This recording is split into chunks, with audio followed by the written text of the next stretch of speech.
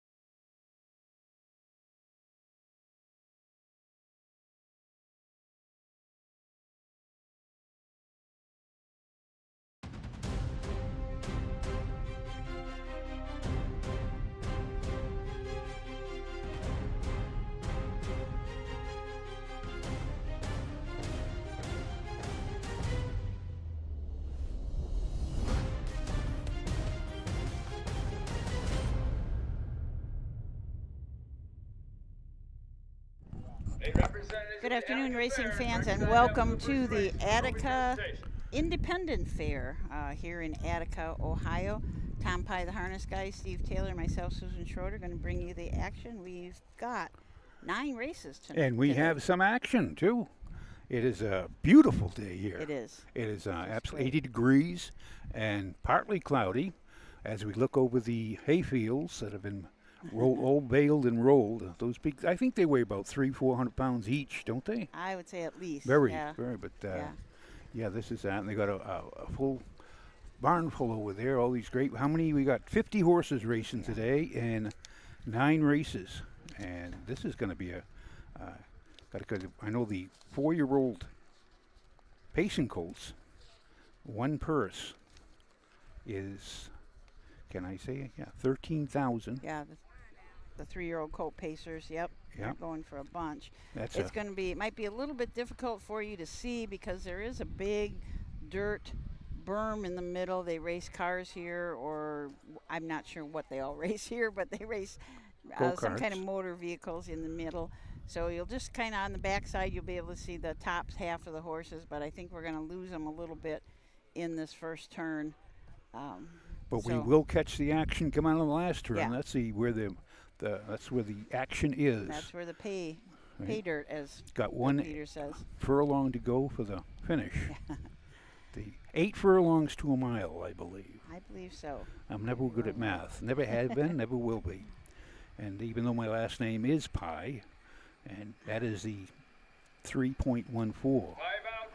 And a lot of people, we didn't find out about 3.14 till the 7th grade, I think. Oh, okay. A lot of people don't pay attention to that.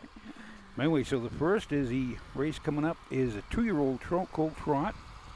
There are 6 in it to win it. It's the first division, $7,030 they go for. And nice little field. Yeah, we're getting some up there in purses when there's more fairs, less divisions. The purses get a little bit higher. We're also racing at Jefferson today. That post time was 11:30, so they must be underway already. And tonight at Urbana. So we got 3 cards for you to watch today.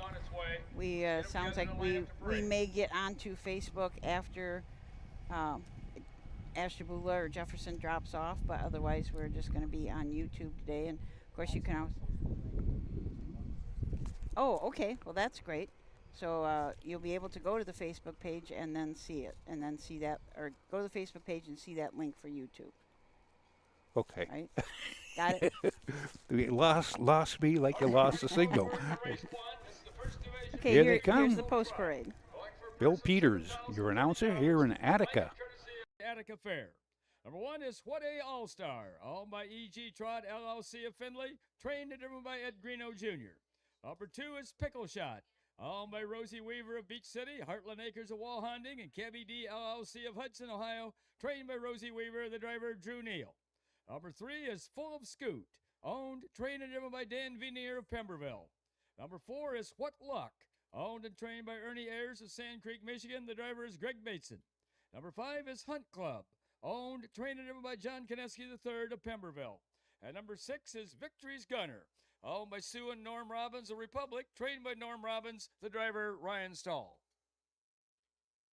Take a closer look at these colts. What an all-star Ed Greeno Jr. drives, trains, and E.G. Trot owns. This is a What the Hill out of an Uncle Peter mare, Peter's Queen.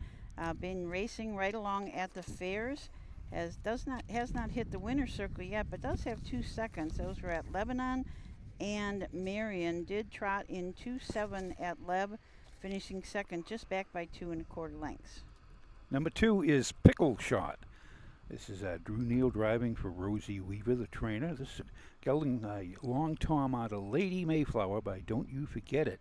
Rosie Weaver, Beach City, Heartland Acres of Wallanding, Ohio, and Cabby D LLC of Hudson, Ohio own this gelding. He is 2 starts, 1/3, and his third was in his first lifetime start at Piketon. Trotted in 2.4 4, which is an excellent mile down there. Last week at Athens, he was sitting second, made a break, but still trotting 2.11. He's here to redeem himself. Number 2, Pickle Shot, and number 3 is Full of Scoot. Dan Vineyard owns, trains, drives, and bred this full count colt. It's out of a Chip Chip Hooray mare, Jetterbug. Just 1 lifetime start. That was at Bowling Green, where he did a very nice race, finished third, just back by 2 lengths, trotted in 2.10 and 3. Number 4 is What Luck. Ernest Ayers trains and owns and bred this What the Hill gelding out of Ellen's Lucky Roll by Cincinnati Kid. And he's coming off 2 in a row in Ohio. Greg Bateson is in the sulky. And last start in Bowling Green, won by 6 in 2.5 and 3. Already this year, he's 5 starts, 3 wins, 2 seconds, and has over $13,000 on his card. This is a nice colt. Number 5. Hunt Club. John Konetsky owns, trains, and drives. This is a Long Tom out of a Cadabra mare, no magic to it. 5 starts on the year, 1 win. That was his last start in their home fair in Bowling Green.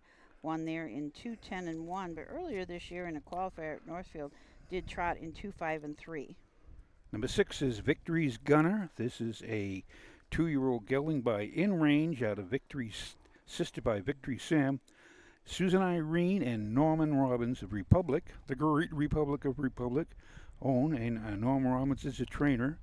Ryan Stahl is in the sulky. He has 2 starts, has made 2 bobbles, so he's in room for improvement. Last start in Bowling Green, he did trot in 2.13. And as they're moving to the gate. Yeah, I think we will be moving them along pretty quickly today. There is no wagering, so they're not going to be able to, not going to wait for that. So we're going to go right at it. The 6, Victory Gunner, will start from the second tier. Interesting, I drove back along the backstretch, and there's a lot of people racing out of their trailers, and I saw one guy sitting inside his trailer in a chair, in a lawn chair, sitting there next to his horse, and they look very comfortable out there. I've seen them take naps back there. Oh, yeah. So good. I have taken a nap back there. So the horses are behind the Webkenberg starting gate. Bill Peters is our announcer. And as we said, you might have a little bit, the sight lines aren't the best here, but we will absolutely be able to show you that long, nice stretch. And the winner is, I'm going to say What Luck in here. Are you? Yeah. Okay. Kaniski got another. He got a good one. But yeah. Here they are. Here's Bill Peters, and we're live from Attica, Ohio.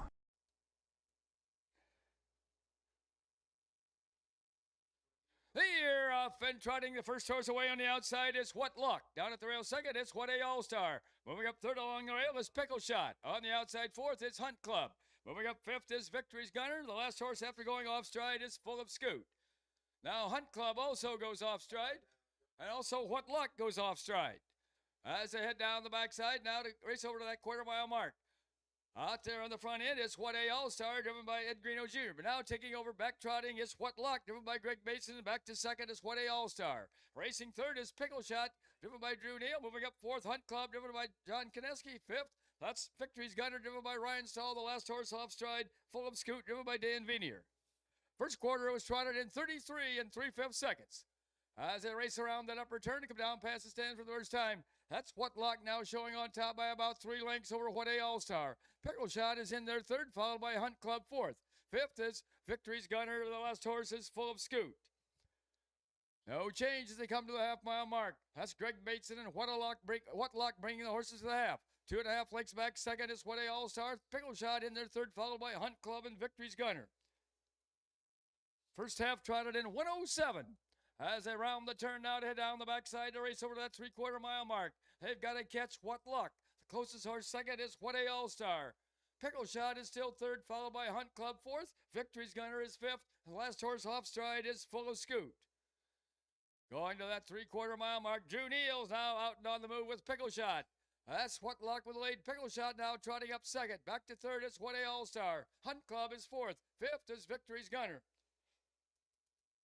3/4 trotted in 139 3/5. As they race around that upper turn to head for pay dirt. Pickle Shot now goes off stride. That's What Luck with a lead. Now moving up second is Hunt Club. Third along the rail is Victory's Gunner. Fourth, off stride fourth. That is Pickle Shot and off stride fifth. What A All-Star. As they race for home, it's gonna be What Luck, and here's the outcome. Up for second is Hunt Club. Up for third is Victory's Gunner.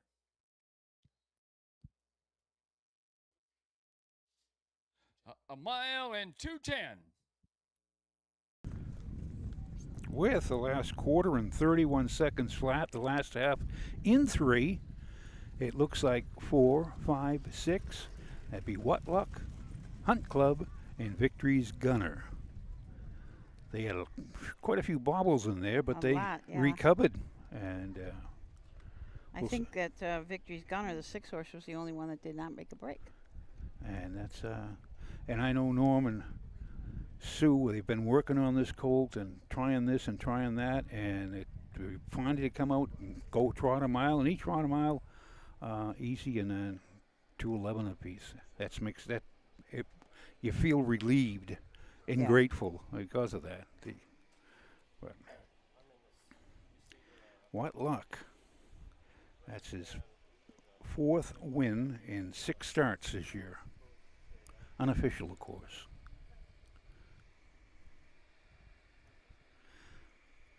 How did the stretch drive? How'd that shot? Did that come out good? Yeah.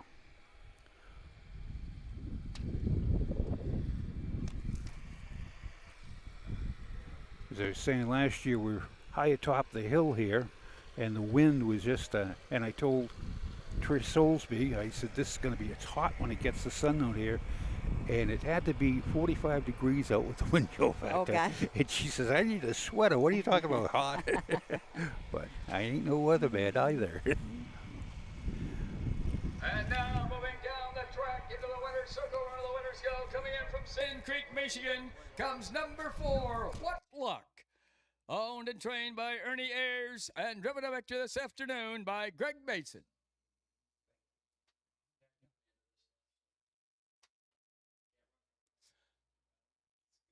The blanket for this race, courtesy of the Attica Fair.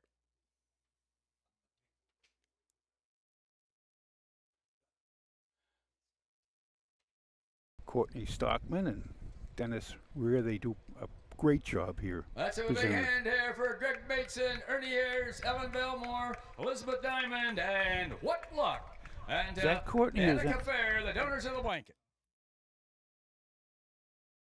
Lightly equipped, got a pair of trotting boots on behind, and that is it. No head poles, no anything, nothing in front. Must be a pretty clean going colt. Oh yeah, that's a What Luck. That was Ellen Rear. That's Dennis's daughter. I got 3. I got and we're presenting the. Here are the official placings for race 1 from the top. Number 1, What A All-Star was 5th. Number 2, Pickle Shot was 4th. Number 3, Full of Scoot was 6th.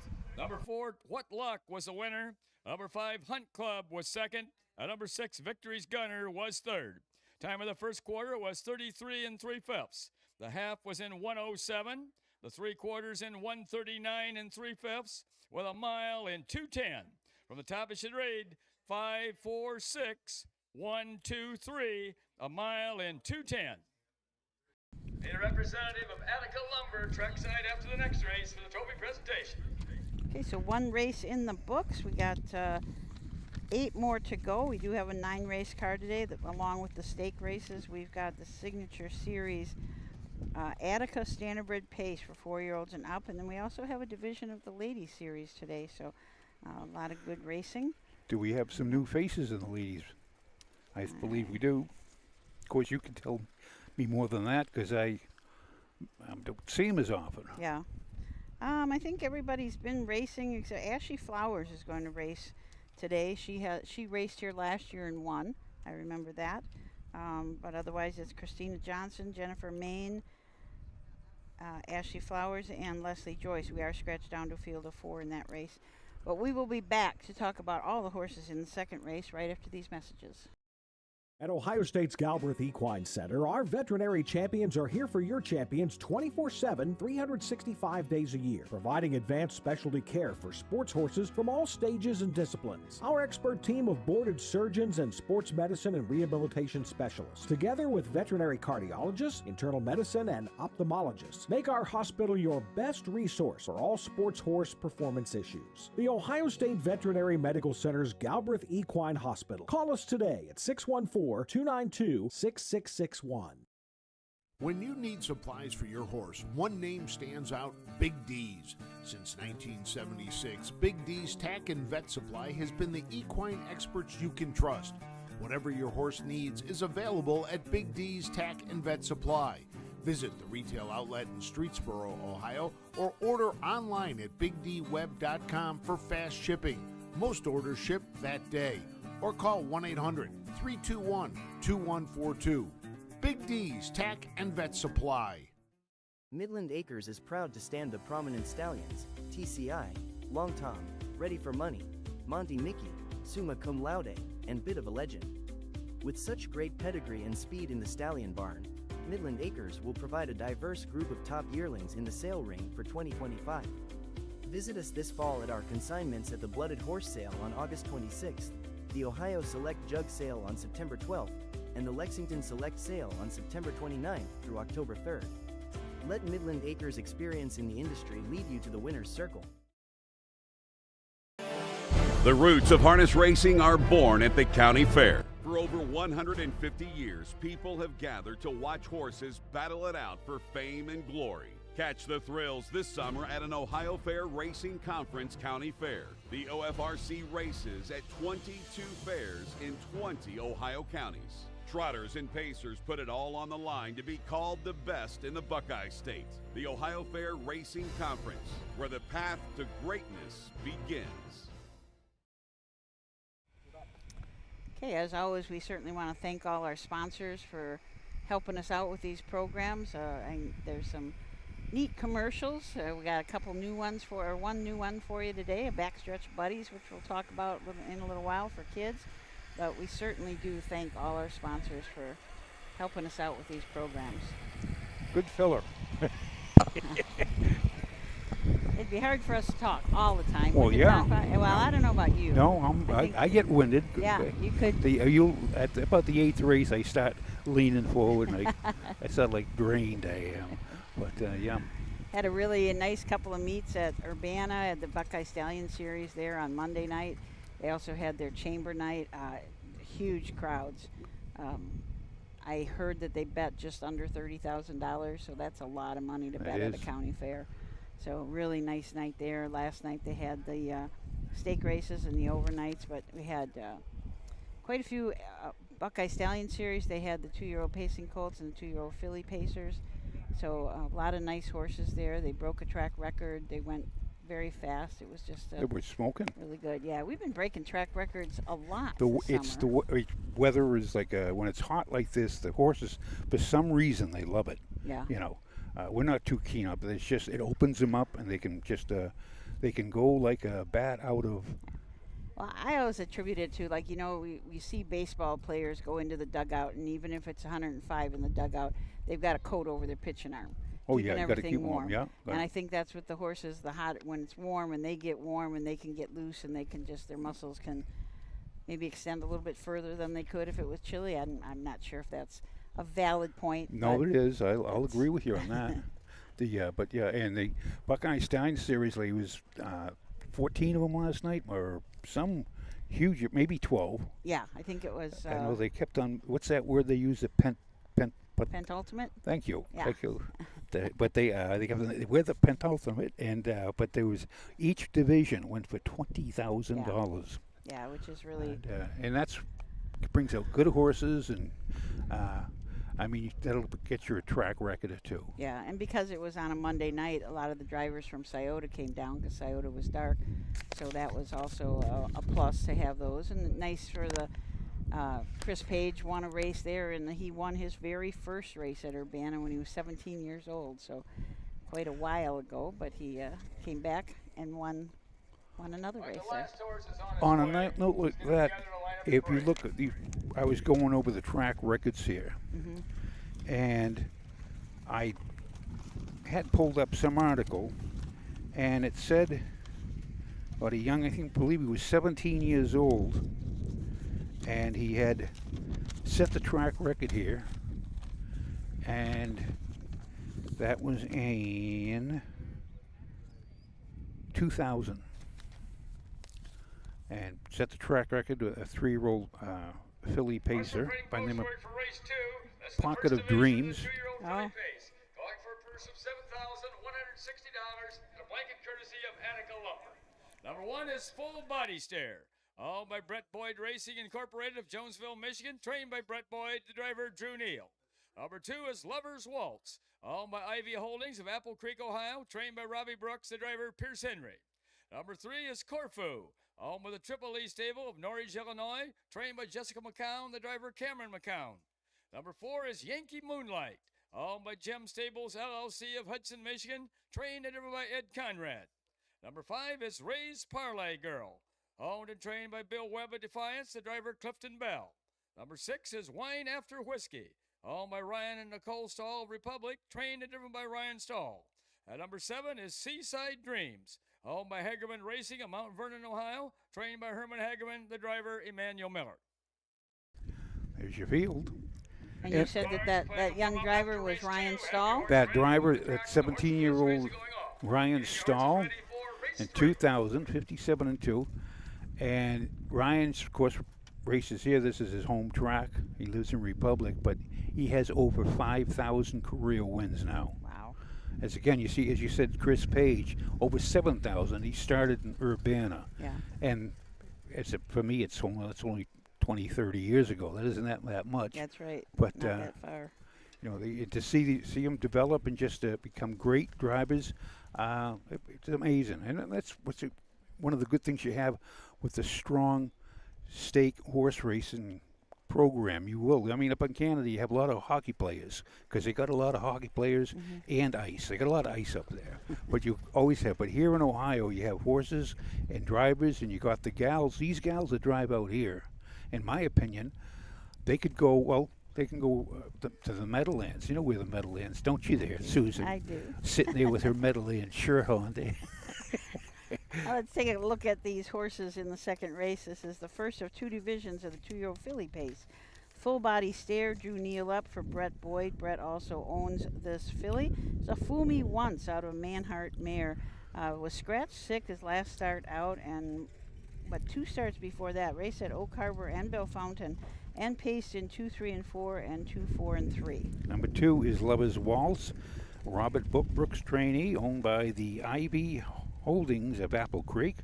This 2-year-old filly by Racing Hill is driven by Pierce Henry, has 8 starts, 1 win, 4 seconds, and 1/3, $10,000 on a card, and going to mark a 2:11 at Marion. Last week at Mansfield, trotted in 2:7, or pace in 2:7, and she does show a mile at Tiffin in Oak Harbor in 2:3.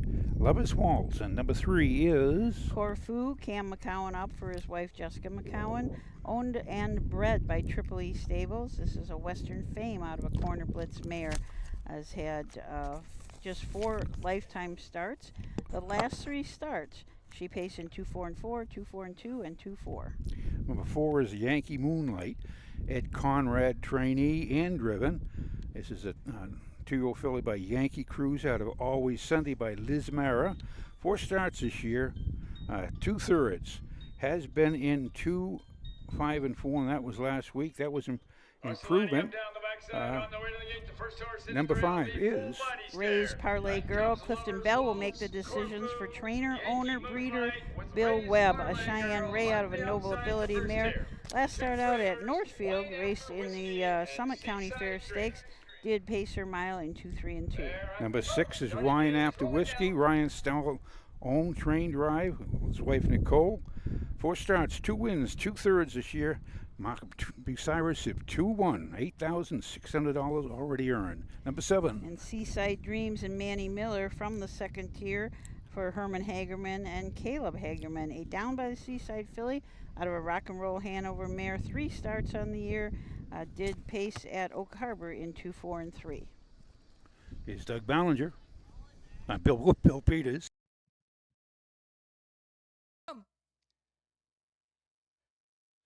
Here, off and pacing the first horse away is Lover's Waltz. Moving up along the rail second, that's Wine After Whiskey. On the outside third is Ray's Parlay Girl. Moving up fourth is Yankee Moonlight. Fifth along the rail, that's Seaside Dreams.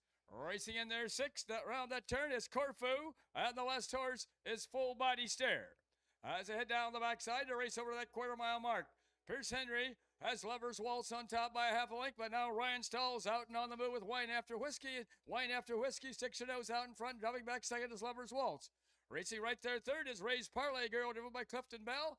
Ed Conrad has Yankee Moonlight in there fourth. Racing fifth is Seaside Dreams, driven by Emmanuel Miller. Sixth is Corfu, driven by Cameron McCown. The last horse, Full Body Stare, driven by Drew Neal. First quarter was paced in 31 and 1/5 seconds. As they race down toward the half-mile mark, they're racing and coordinated. It's the lead out there in the front. That is Wine After Whiskey. Racing in there along the rail second. That is Lover's Waltz. On the outside third is Yankee Moonlight. Moving up fourth on the outside, Seaside Dreams. Along the rail fifth is Ray's Parlay Girl. Then comes Corfu and Full Body Stare. First half paced in 103 and 1/5. As they round the turn now to head down the backside to race over that 3/4 mile mark. The one to catch is Wine After Whiskey. On the outside second is Yankee Moonlight. Racing along at the rail third, that's Lover's Waltz. Moving fourth is Ray's Parlay Girl. Fifth on the outside, Seaside Dreams. At the rail six is Corfu. Now 3 wide down the backside comes Full Body Stare. Past that 3/4 mile mark, that's still Wine After Whiskey with the lead. 3/4 in 134 and 3/5. Racing around that upper turn to head for Pay Dirt. Still with a lead, that's Wine After Whiskey. Lover's Waltz racing in there second. Moving up on the outside third is Full Body Stare. As they race toward home, that's Wine After Whiskey, Lover's Waltz, and Full Body Stare. Wine After Whiskey and Lover's Waltz. It's going to be Wine After Whiskey, and here the outcome. Lover's Waltz up for second, Yankee Moonlight for third.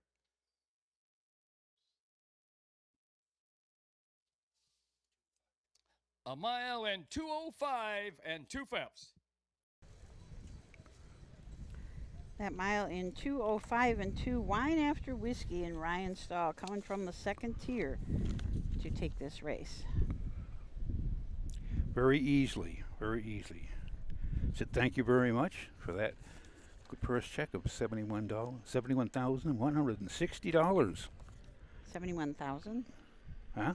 7,000. 7,000. 71,000. I told you. 71,000. They'd all be running over here. Money, yeah. But get me a horse. I want to get a horse.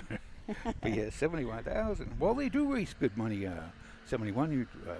What's the next generation goes for 150,000. Yeah. Excellent, excellent purses. Yeah, absolutely. We have. And I believe Jay Wolf and Ashley were talking about the purses at Lebanon years ago, where they were going for $900. Yeah. And I remember those purses. Yeah. You get a. Wasn't that? It seems like we've been fortunate to have the VLTs for a long time, but it's only been what 11, 12 years, something like that. So yeah, very fortunate. You get purses back. Then you get a third place check in for $900. That means you're going to get paid. The horses are going to get fed, and you're going to get fed. Yeah. It was tough going. But Wine After Whiskey. A 2-year-old filly by Rockin' Amadeus by Lucille, out of Lucille Amarone by the Ponderosa. 2-5 is a good mile. That's her 3rd win in 5 starts this year. 2-year filly pace track record here is 2-1-1, set in 2020. Hi, Kitty Kitty. Only the winners go coming from right here in Seneca County, Republic. Comes number 6, Wine After Whiskey. Owned by Ryan and Nicole Stahl, and trained in the victory by Ryan Stahl.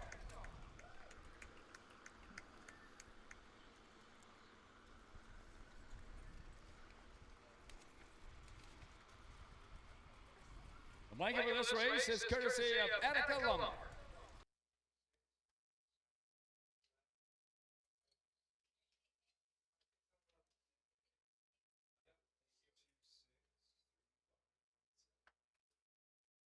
Let's have a big hand here for Ryan Stahl and Wine After Whiskey, and to Attica Lumber, the donors of the blanket.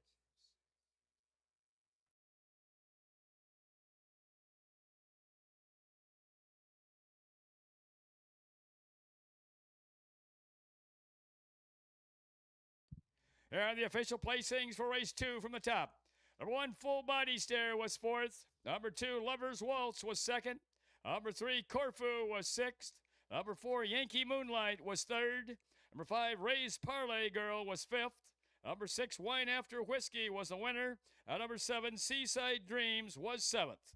Time of the first quarter was 31 1/5. The half was in 103 1/5. The 3 quarters in 134 3/5, with a mile in 205 2/5. From the top, it should read 4, 2, 6, 3, 5, 1, 7 on the bottom. The mile in 205 2/5. Game last quarter 30 4 with the last half, and 101 3/4. Emily Rare, will you please come to the judges' This stand? Emily Rare, track, I please come don't to know the how judges' much stand. this track is used during the year, but they've got it in pretty darn good shape. It's in good shape because they do have a horse population here. They've got a couple of really nice barns on the backside, one older barn and one looks like a new barn, and then they also, of course, have a tent. But as we said earlier, a lot of people are racing out of their trailers, and that's just what they prefer to do. Well, it's it's easy when you do that, and a lot of times when you have 3 or 4 horses in, you want them right together, so it's just boom, boom, boom. Yeah. So with that, I guess we're going to take a little break here from our sponsors. For our sponsors, we shall return for the 3rd race here at Attica Independent Fair in Attica, Ohio. Volstead, Coach K. Hanover, Slay, Ohio's top trotters stand at Dublin Valley Farms. Volstead's offspring include Sugar Instead, the 2023 Ohio 2-year-old Trotting Filly of the Year, and 2024 Ohio Sire Stakes winner Jurassic Hattie. Coach K. Hanover, the son of world record holder Walner, and Slay, the son of Chapter 7, standing his first season at Dublin Valley Farms.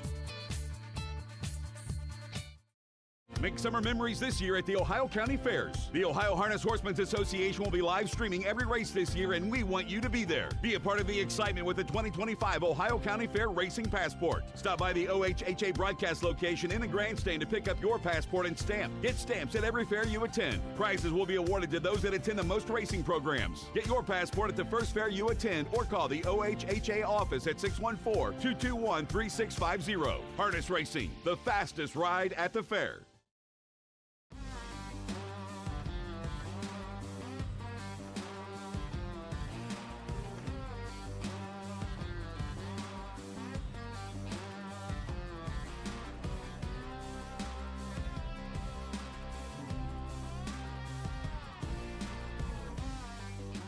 Do you want your horse to shine in the winner's circle? Feed DAC Oil. It makes a world of difference.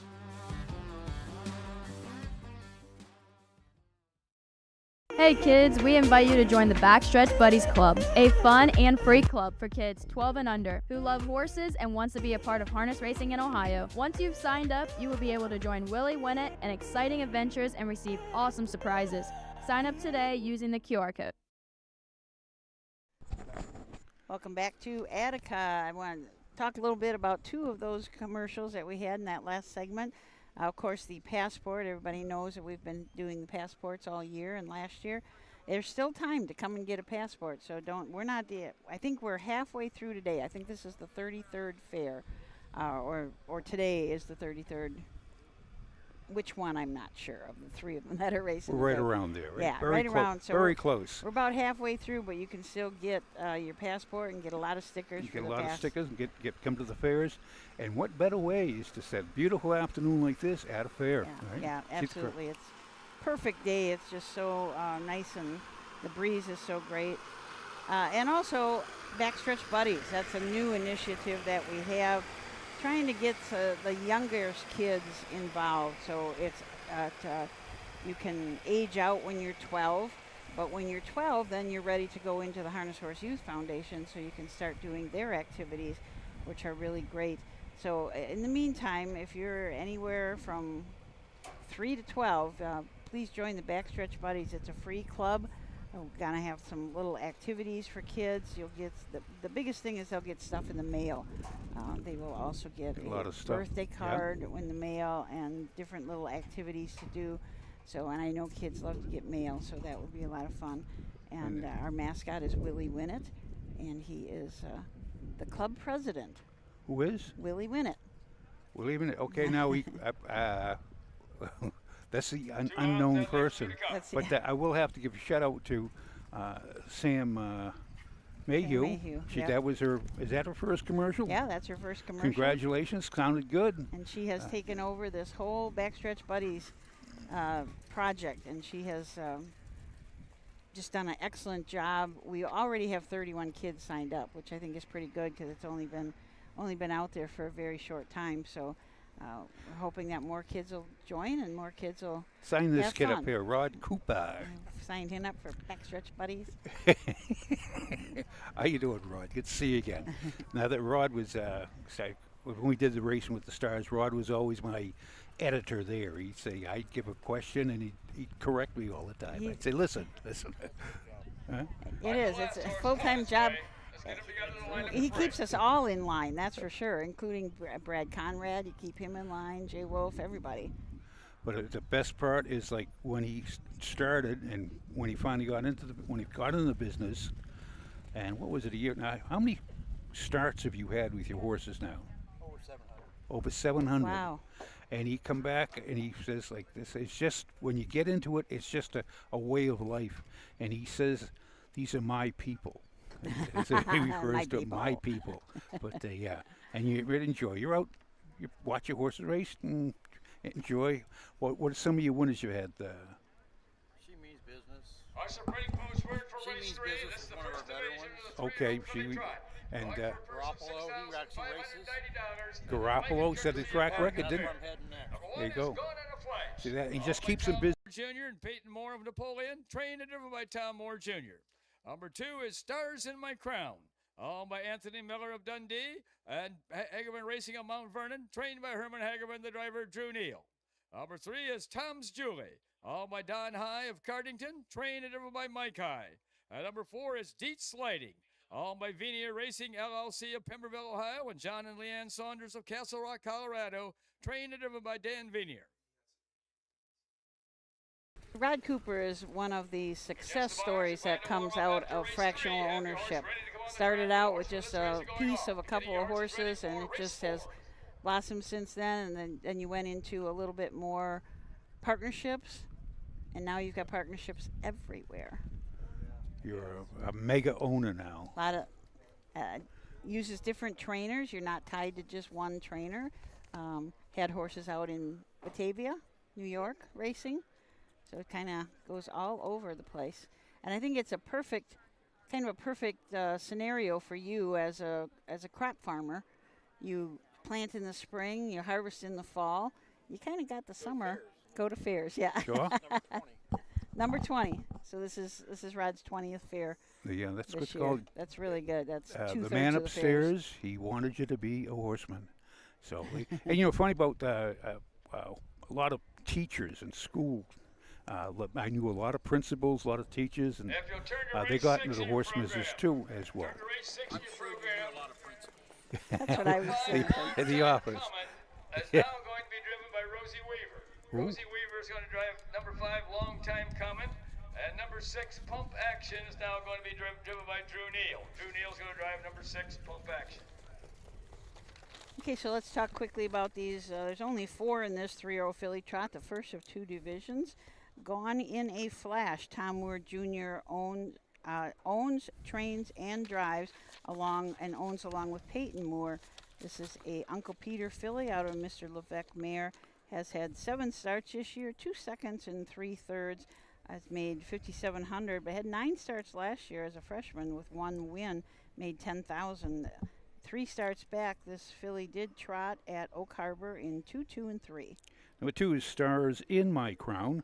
Herman Hageman trainee for Anthony Miller of Dundee, Ohio, and the Hageman Racing of Mount Vernon, Ohio. Drew Neal is in the sulky. Got 16 starts this year. 6 wins, 2 seconds, 2 fourths, $44,000 already, and a mark of 155-1 at Scioto. Going on looking for his 3rd straight in the Buckeye State. Stars in My Crown. Looks like the horse to beat, but there's another one in here. Who's coming up? Is number 3 is Tom's Julie. Mike High trains and drives for Donald High, a Long Tom filly out of Muscle Yankees mare. This horse has had 6 starts on the year, 1 win. That win was at Bucyrus in 2, 6, and 4. Number 4 is Dietz Lighting. Dan Benier is in the sulky, and he's a trainer. Also for the Benier Racing LLC, and John and Leanna Saunders of Castle Rock, Colorado. Hey, Colorado. Got 12 starts, 4 wins, 2 seconds, and 1 third. 24,000, a mark of 156-1 at Scioto. Dietz Lightning has had 2 wins in last 3 starts. This is a tough one. Good field, small field, but a tough field. And here's Bill Peters with the call of today's 3rd race from Attica.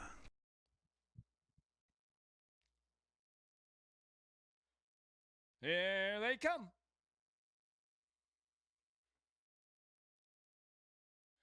They're off and trotting. The first horse away is Dietz Lighting.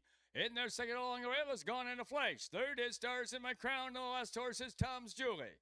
As they make the turn now to head down the backside to race over to that quarter-mile mark, Dan Vinier has Dietz Lighting on top by 1 length. On the outside, 2nd is Stars in My Crown, driven by Drew Neal. Racing at the rail, 3rd is Gone in a Flash, driven by Tom Moore Jr. And the last horse is Tom's Julie, driven by Mike High. Going over to that quarter-mile mark, now Stars in My Crown takes over. Dropping back 2nd is Dietz Lighting. 3rd is Gone in a Flash, and the last horse is Tom's Julie. First quarter trotted in 30 3/5 seconds. As they race around that upper turn to come down past the stands for the first time, that's Stars in My Crown by 1.5 lengths over Dietz Lighting. Gone in a Flash still trots in their 3rd, and the trailer is Tom's Julie. Front 3 pretty well bunched. They race down to the half-mile mark.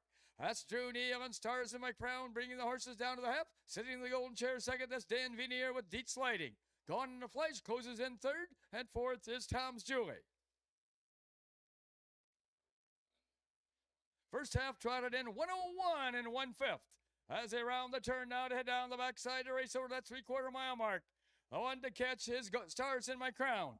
The closest horse 2nd is Dietz Lighting. Gone in a Flash is right there 3rd, and trailing is Tom's Julie. Going toward that 3/4 mile mark.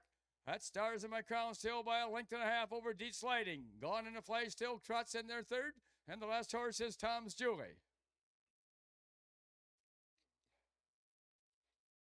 3/4 are trotted in 133 2/5. As they race around that upper turn to head for pay dirt. That Stars in My Crown still by 2 lengths over Dietz Lighting with Gone in a Flash 3rd. Now Dietz Lighting moves up on the outside to pour on the pressure on Stars in My Crown. It's Stars in My Crown at the rail and Dietz Lighting on the outside as they race for home. Stars in My Crown on the inside. Dietz Lighting on the outside. Stars in My Crown and Dietz Lighting. Stars in My Crown and Dietz Lighting. It's going to be Stars in My Crown. And here the outcome. Dietz Lighting up for 2nd. Gone in a Flash for 3rd. 1 mile and 2:04 1/5. Nice mile, 2:04 1. Stars in My Crown. Drew Neal wanted 3 in a row. 3 in a row in Ohio, or 3 straight in the Buckeye State. Dietz Lighton is nice. Last year, 23,000. This year, 24,000, 25,000. Just getting up to over almost the $50,000 lifetime. And of course, Stars in My Crown is now over 65,000 for the year, for the lifetime. Stars in My Crown did try a Buckeye Stallion series, did finish 4th in that at Scioto Downs earlier in July. As Dietz Lighting also tried the Buckeye Stallion series. Had a 7th place finish, but trotted in 57 that night. Also raced in the Konetsky final, which he had to earn his way into that. So she had to earn her way into that Konetsky and finished 5th in that. Trotted that night in 55 and 2. So we've got a couple of speedy fillies in here. And they showed they were neck and neck, toe to toe, head to head, eye to eye, stride for stride. Stride for stride. You know, there's a horse racing out there, stride for stride, and every time I hear it, when they first start the mile, I always get confused because I said they're not stride for stride, but it is stride for stride. There was a horse up years ago. His name was Same Old, Same Old. So one night I was in there, and the equipment guy come out checking equipment. And he says, anything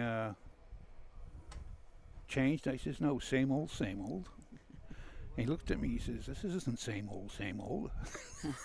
He says, no, everything's the same old. Everything's the same old. But yeah. Stride for stride. Well, this was a very nice race. The 3 of them were really tight. I have unofficially Stars in My Crown winning, Dietz Lightning 2nd, Gone in a Flash 3rd. 2 for 1, just for fun. Got the and now moving down Hagerman the track crew into the coming. winner's circle where the winners go. Coming in from Dundee and Mount Vernon comes number 2, Stars in My Crown.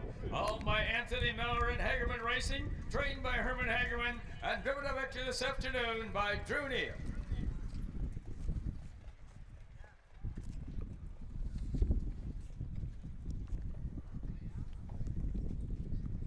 two young drivers in that winner's circle. Drew Neal, who drove this horse, The and line Andy of this Miller. race is courtesy of Attica Fair.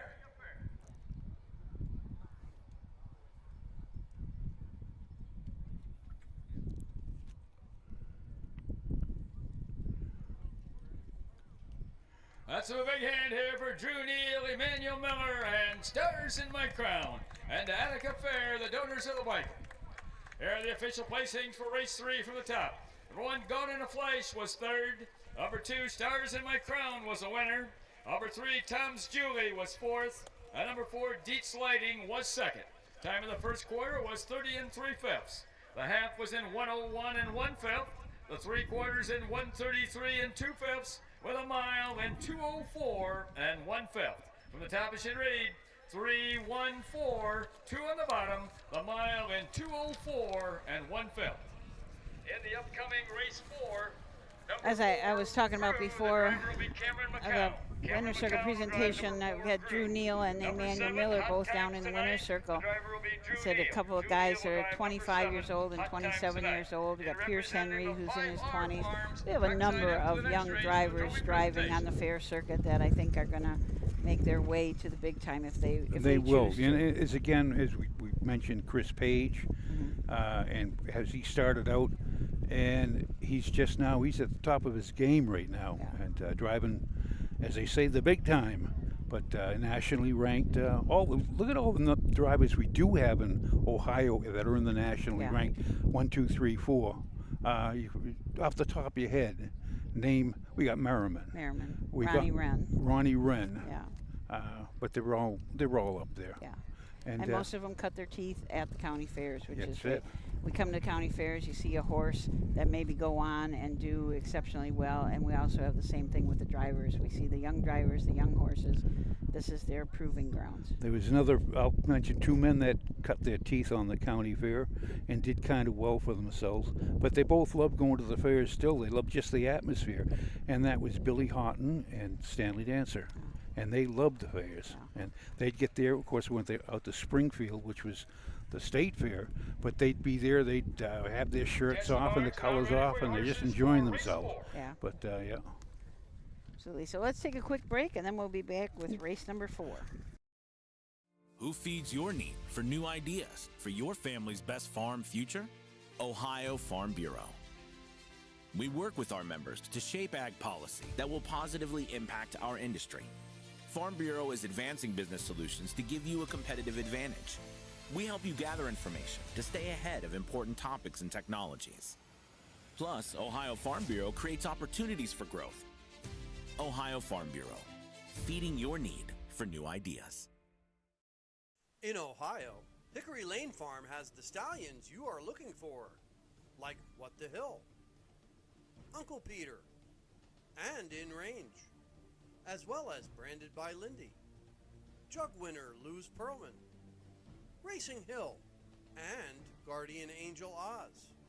Hickory Lane will offer a host of Ohio sired yearlings this fall, including 6 by In Range, 5 by Uncle Peter, 4 by Guardian Angel Oz, and 1 by What the Hill. Find out more at hickorylanefarm.com. The Ohio equine industry needs your help. I'm Scott Mogan, president of the Ohio Harness Horsemen's Association. With over 300,000 horses in Ohio, the economic impact of the equine industry in the state is over $2.8 billion. That means jobs that pump millions of dollars into the local economy and support thousands of families. For Ohio's equine industry to remain strong, we need to send a clear message to our legislators about the important role that the agricultural small businesses play in Ohio's economy. To do that, we need your help. PACER, the Political Action Committee for Equine Racing, helps support and inform on issues that could positively affect Ohio harness racing. Please consider a donation to PACER. To donate, visit our website at ohha.com or call 614-221-3650. Your donation will help keep harness racing strong in Ohio. Thank you for your support.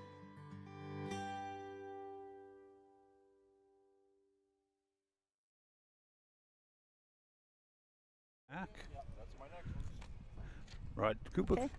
Godspeed. Good luck tonight at Urbana. Talked about Rod driving all over the place. He's got one in at Hoosier Park, too, so he'll be headed to Indiana to watch. So Just and of course, as he said, he loves it. he loves it. And it's hard to believe that 6 years ago he had never had a horse or anything. Never had a horse. He was just watching and just looking. Yeah, yep. And got in that fractional ownership and just blossomed from there, and said he's got horses all over. And like we talked about, it's a perfect scenario for him because he plants. He does a lot of crop farming. I can't even imagine how many acres that he farms. It's a lot. And he plants in the spring, fixing up stuff in the winter, plants in the spring, harvests in the fall, and so he's got the whole summer to just go to the fairs and loves it. Well, as he said, I says, you're here again. And he says, I could sit around on my tractor and watch the corn grow. Yeah, yeah. But he has in the fall, he also has it's called Amazing Maize or something like that. Oh. That it's a corn maze, I believe. Maze. I don't know if he still has it, but his stable that he has is the Amazing Racing Stable. Yeah. And maize is spelled as M-A-I. Yeah, I think it was his dad had that. So a corn maze, so kids could come in the fall and get lost in the corn. Now, it's me being a city boy. I'm not really a city boy, but just or the urban area. Not a farmer. I'm not a farmer, but I had to look when I look up and I see you've got corn, then you have soybean, which you have to rotate, etc., like that. But now the corn that they have out here is actually maize, and is it maize or it's another term? But it's not sweet, and it's used to feed and fuel. And they have, I think that's like 60% of the cornfields out here. Yeah. So if you see a boy let you get a couple of ears of corn, it's really not. It's not very good. No, yeah. it's not that good. I mean, so you can eat it when it's young, before it gets hard. Yeah. But it's not nearly as tasty as sweet corn. See, that Susan, corn. She knows that. I did not know that. That I knew. I was a farm girl. She was a farm girl. But now let's talk a little about Susan Schroeder. No, let's not. Yes. Let's talk Well, no. about the horses in the next race. When you started out. Here they are coming out. You're saved by Bill Peters. Yes. Courtesy of 5R Farms. Number 1 is Real Trooper, owned by Jeff Batt of Defiance, trained and driven by Pierce Henry. Number 2 is All Bull and No Beef, owned and trained by Jacob Baird of Mount Blanchard, the driver Kyle Ladd. Number 3 is Legendary Photo, owned by Stephen Reese of Republic and J&R Racing of Rising Sun, trained by Jamie Weller, the driver Rod Adams Jr. Number 4 is Gru, owned by Stephen Reese and Janie Weller of Republic, trained by Janie Weller, the driver is Cameron McCown. Number 5 is Ricky Merlot, owned by Ryan and Nicole Stahl of Republic, trained and driven by Ryan Stahl. Number 6 is It's Time to Cody, owned by Thomas Little IV of Eastburn, New York, trained by Robbie Brooks, the driver Clifton Bell. Number 7 is Hot Times Tonight, owned by Ivy Holdings of Apple Creek, trained by Robbie Brooks, the driver Drew Neal. Gents, the Barnes, you plan to warm up after race 4. So we'll start out. And this is just, as you said earlier today, just one division of this, so they're going for $13,340, a really nice purse for these sophomore pacers. Real Trooper and Pierce Henry from the rail. Pierce also trains for Jeffrey Batt. Jeffrey's also the breeder of this Dancing Yankee colt. Got a Real Desire mare, Cashmere Dreams. 2 starts back at Oak Harbor. Finished 5th, but did pace his mile in 2 minutes and 3/5. Number 2 is All Bull and No Beef.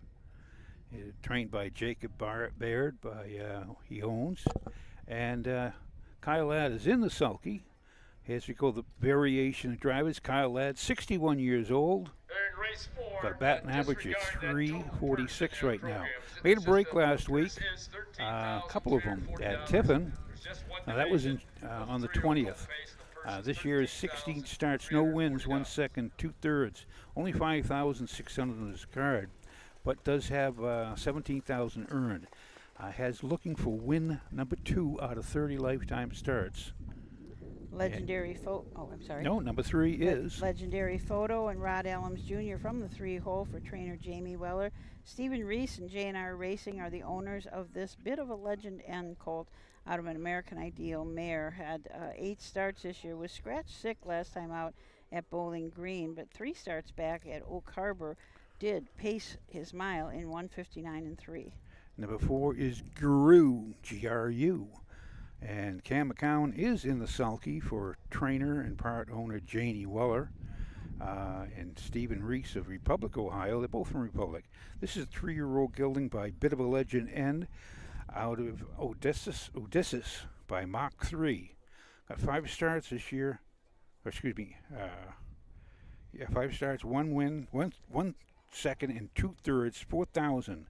Has a mark of Tiffin of 2-2-1 last year. Last week at Bowling Green, paced in 2-2 and 3, and was second, almost to its lifetime start, mark. Number 5 is Ricky Merlot, trained and driven by Ryan Stahl, owned and bred by Ryan and Nicole Stahl. A Rockin' Amadeus out of a Ponderosa mare, Lucy Amarone. 11 starts on the year, 3 wins. The fastest of those was at Northfield Park in 1:57. Number 6 is It's Time to Cody. Robert Brooks trainee for Thomas K. Little of Eastburn, New York. This is a 3-year-old roan gelding by Lost in Time out of a intended mare, Greystone Alone. This is a roan gelding. Horse of a different color, as they say. 11 starts this year. No wins, no seconds, and 1/3. Only got 2,600 on his card. Clifton Bell is in the sulky. And number 7 is Hot Times Tonight. Drew Neal up for Robert Brooks and Ivy Holdings. A lather up out of Stand Forever mare. Won 2 of his last 3 starts. Finished second in the other one. Lifetime mark 2, 1, and 3 at Tiffin. Here they are for the 4th from Attica.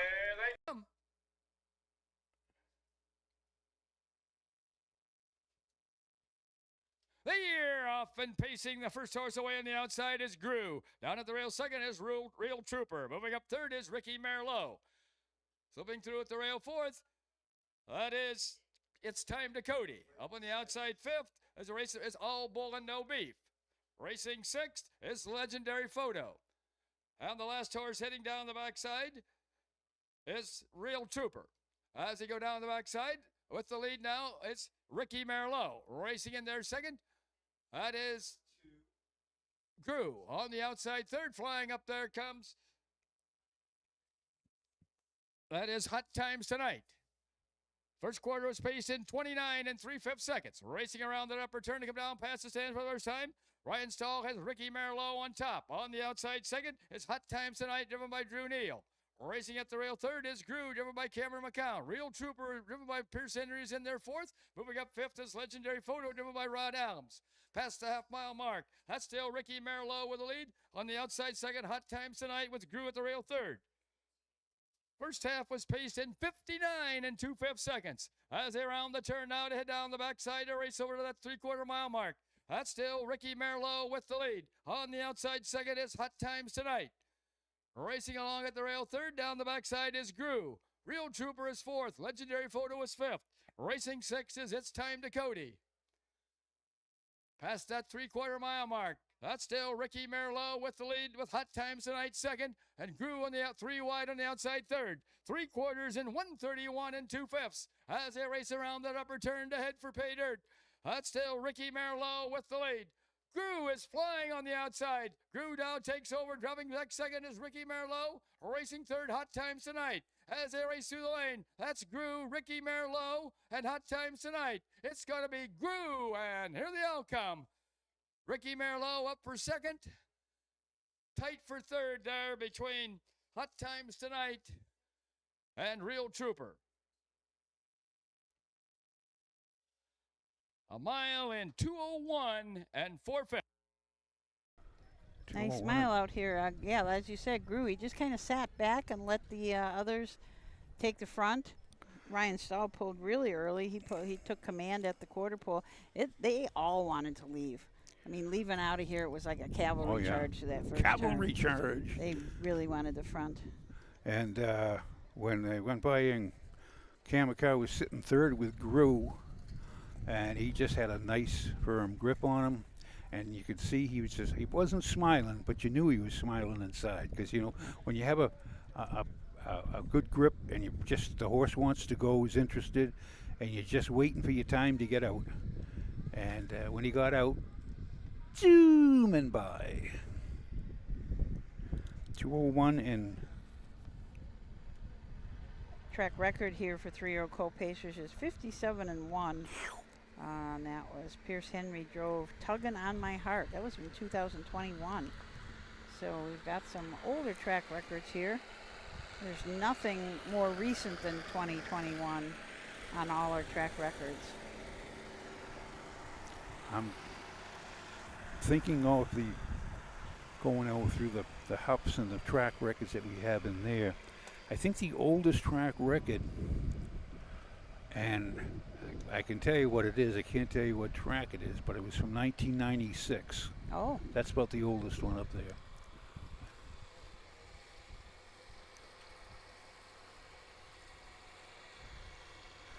I had to put my hat on back because it's getting hot. Yeah. It's my head was starting to bake. It's like a baked potato up there.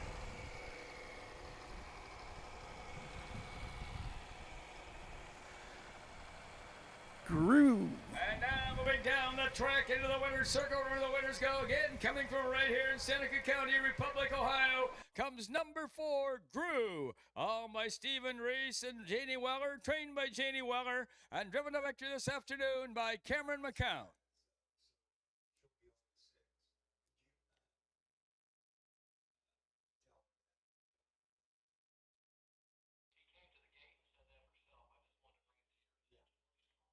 The blanket for this race is courtesy of 5R Farms.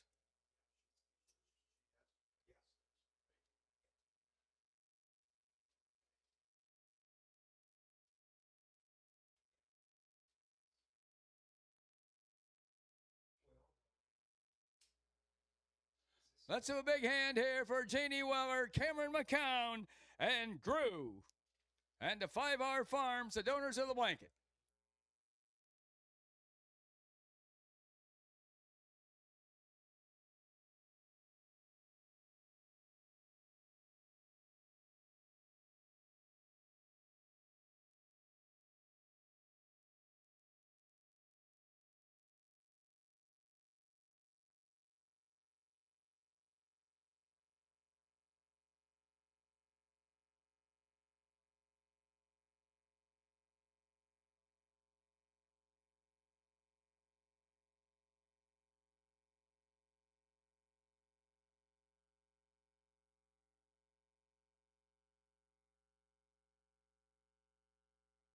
down.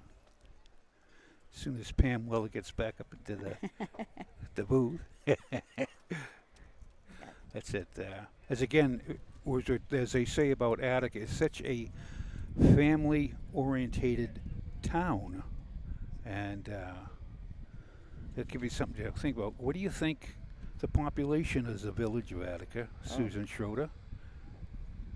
On a car racing night or on a regular night?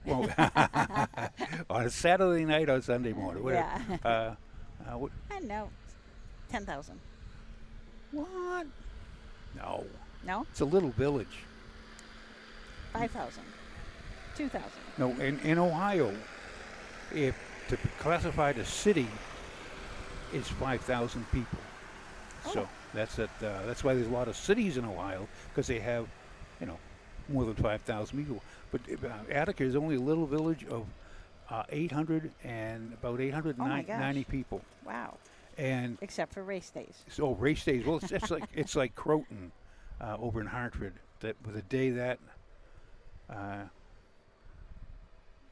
the mud pulls or the tractor pulls they have there, 16,000 people. Yeah. Number 1, Real Trooper was 4th. Number 2, All Bull and No Beef was 7th. Number 3, Legendary Photo was 5th. Number 4, Grew was the winner.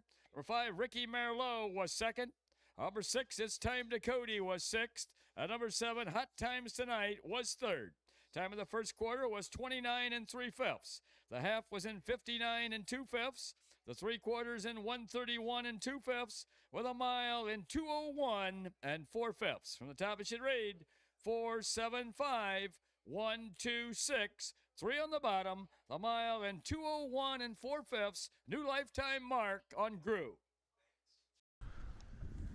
Is it a nice weather? Race 5. Lifetime mark. So that is the 4th here at Attica. And we are coming up. This is the ladies driving series base, the Springhaven Farm, in memory of Susie Shade. And if you're betting there at home amongst yourselves, the 3 horse is a scratch, and the 4 horse will be driven by Ashley Flowers. So we're going to be right back to take a look at the 4 left in this ladies driving series right after these messages.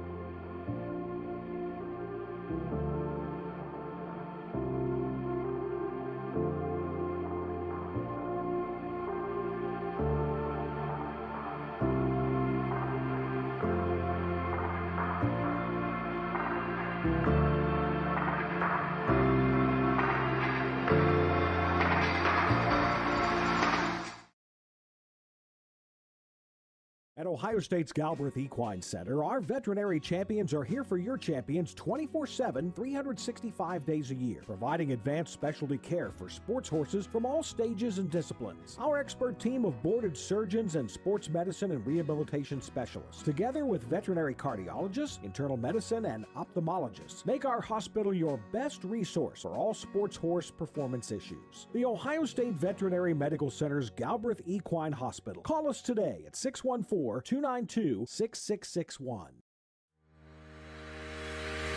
Own a little and love it a lot. TheStable.ca is an award-winning fractional ownership operation. Buy as little as 1% of a racehorse and experience 100% of the thrill. TheStable.ca makes ownership easy, accessible, and affordable. Communication and customer service are at the heart of everything we do. Get started at TheStable.ca.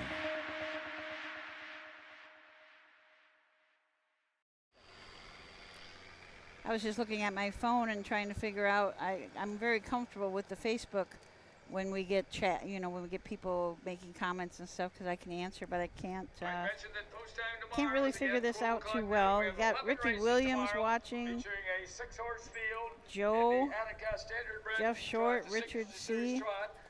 He said he escaped from Attica. That's good. So if you, I guess there's not many chats. Otherwise, I usually, can welcome people. But we welcome everybody who's watching. I just don't know who it is.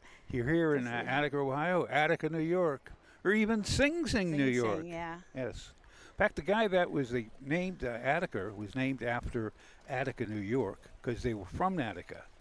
And he had the bad cousin who was in Sing Sing. No, that's Ossing. You just made that all up. No, I did not. Half of it? Maybe, Maybe just a little bit of it, little twisted, you history. can never 100% believe Tom Pye when he's telling you about history, because he can make up stuff and never miss a beat, and you don't know for sure. It sounds logical. Yeah, it sounds logical.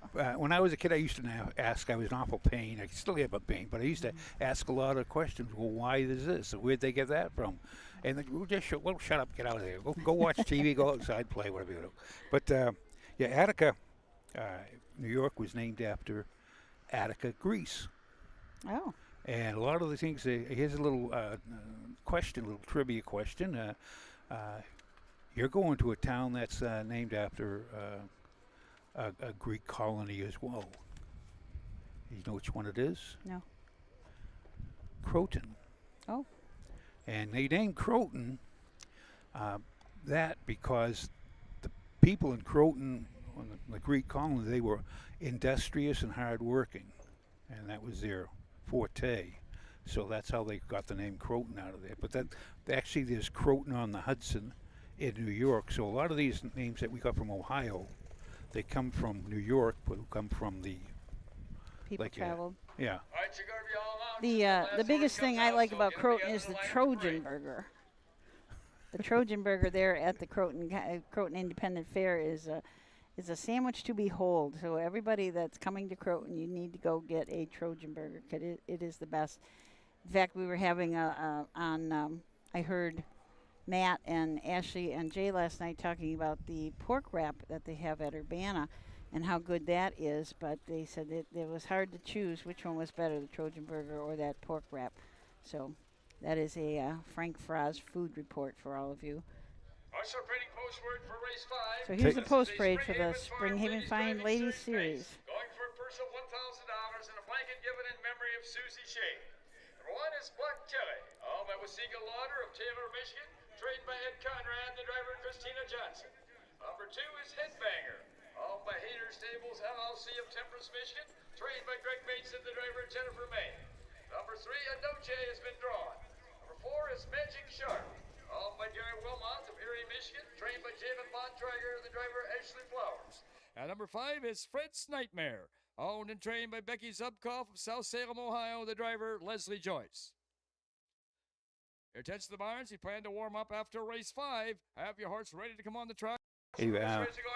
Starting out with number 1 is Black Tilly. Christina Johnson drives. Christina has a provisional license. She is 39 years old and has 9 starts this year. A trainer of this horse is Ed Conrad. Waseca Lauder is the owner. 111 lifetime starts, 21 wins, 18 seconds, 14 thirds. Has earned $115,000 in its 4 racing years. This is a 6-year-old mare. Her lifetime mark is 155-4, taken as a 4-year-old.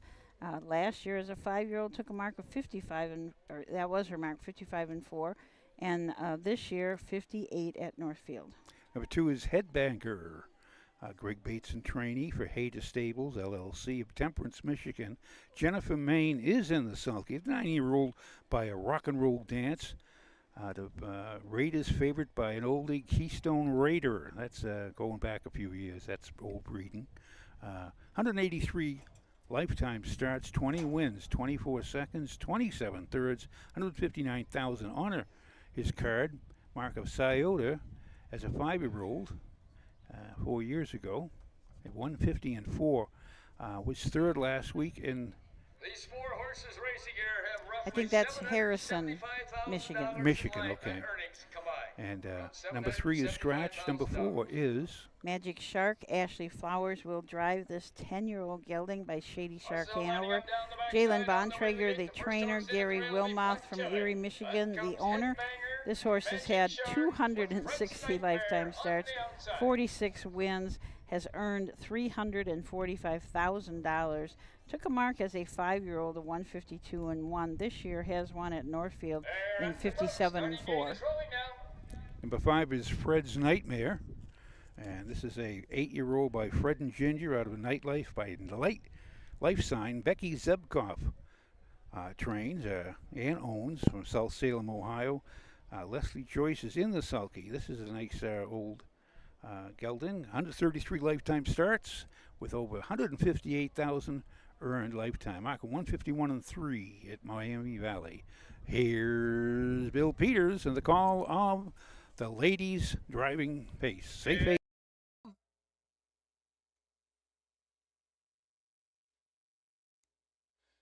Here, off and pacing the first horse away is Fred's Nightmare. At the rail second is Black Tilly. Up on the outside third is Magic Shark, and at the rail fourth is Headbanger. As they make the turn out, head down the backside to race over to that quarter-mile mark. Leslie Joyce has Fred's Nightmare on top by 3 lengths. Racing in their second is Black Tilly, driven by Christina Johnson. At the rail third is Headbanger, driven by Jennifer Main. The last horse is now Magic Shark, driven by Ashley Flowers. Going to that quarter-mile mark, that's still Fred's Nightmare by about 2 lengths over Black Tilly, with Headbanger third, and fourth is Magic Shark. First quarter paced in 29 4/5 seconds. As they race around that upper turn to come down past the stands for the first time, that's Fred's Nightmare by about 2.5 lengths over Black Tilly. Headbanger continues to pace third, and racing fourth is Magic Shark. No one has made a move as yet as they race down to the half-mile mark. That's Leslie Joyce and Fred's Nightmare bringing the horses to the half. About 3 lengths back, second is Black Tilly. Racing third, Headbanger, and racing fourth is Magic Shark. First half paced in 59 4/5 seconds. As they round the turn now to head down the backside to race over to that 3/4 mile mark. They've got to catch Fred's Nightmare. The closest horse second is Black Tilly. Headbanger still in their third, followed by Magic Shark fourth.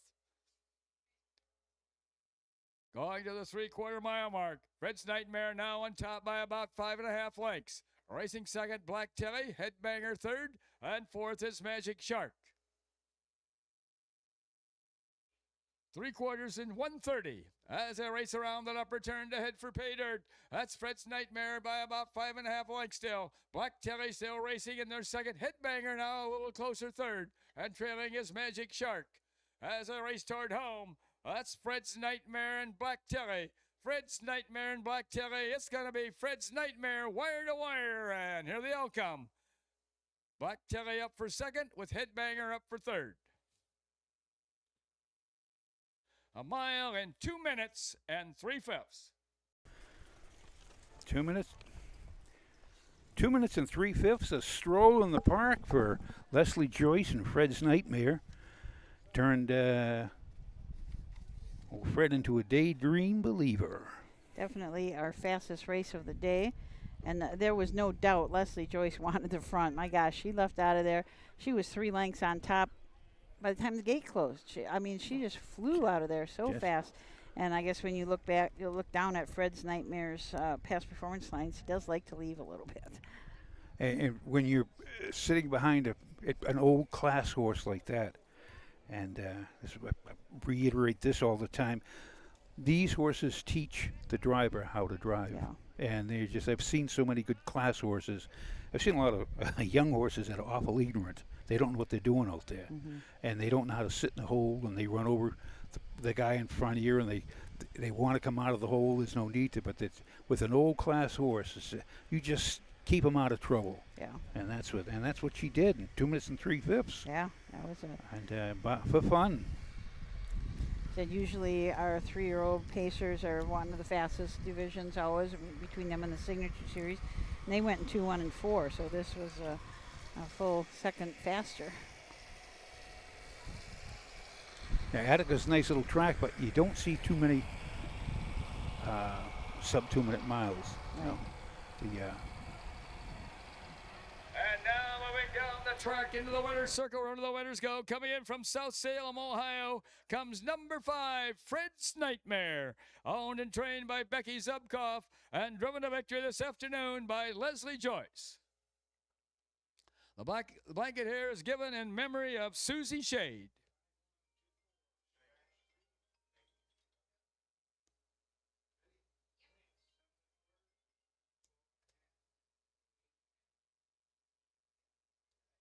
28 times in his life. Just 8 years old. Got a lot of racing left to do. Yeah. And of course, one of old Foiled Again. When he was 14, they took him on that tour just to see that animal. What a nice, just smart, and just as well. They brought him up to the stage. That's a big hand here for Becky Zubkoff, Leslie Joyce, and Fred's Nightmare, and to the family of Susie Shade for giving this blanket in her memory.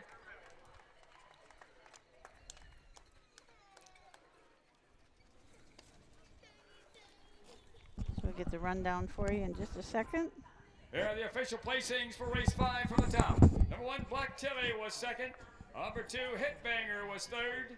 Number 3, Anoche had been drawn.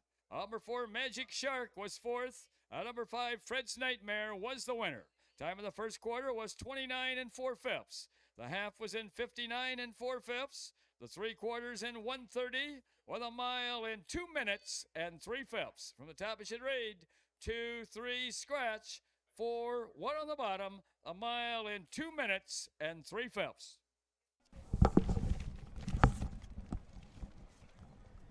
Okay, there were your results for race number 5. Race number 6 is the second of 2 divisions of the 2-year-old colt trot. We've got 6 in it, a couple driver changes. Olive Hill, the 4-horse, will be driven by Cam McCowan, and the 5, Long Time Coming, will be driven by Rosie Weaver. Oh, I guess we're going to wait. Bill just said we're going to wait to see who's driving who when they come out. So the 5 and the 6-horse, both trainees of Rosie Weaver, will find out the driver in the post-parade. The tension is palatable. I said, how are you going to bet your quarters at home? I know. Unless we know. Save up all my money. Okay, we shall return for the 6th race. 2-year-old colt trot here, going for a purse of $7,030. 6 in it to win it, and we shall be back shortly. Cool Winds Farm is one of Ohio's premier standardbred breeding farms. Cool Winds stands the popular Dancin' Yankee, jug winner Southwind Aussie, and the royally bred Western Fame.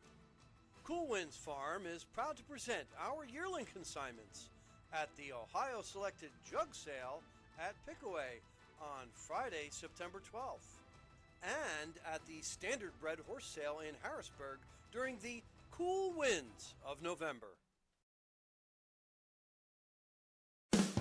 With more than 300,000 horses in Ohio, the economic impact of the equine industry in the state is over $2.8 billion.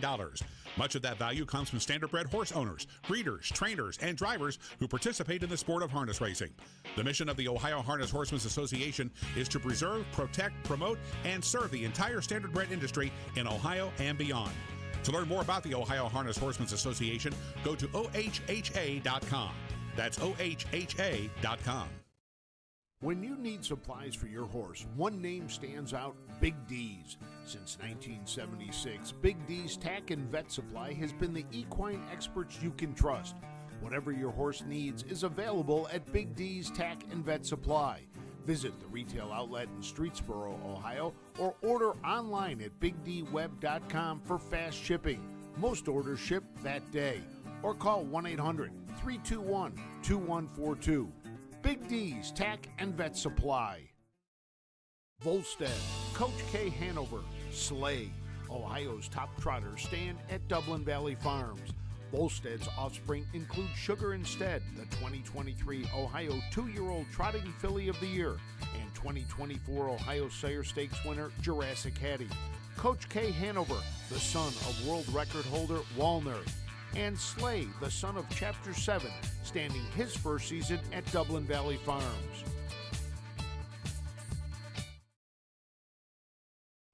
Welcome back to Attica.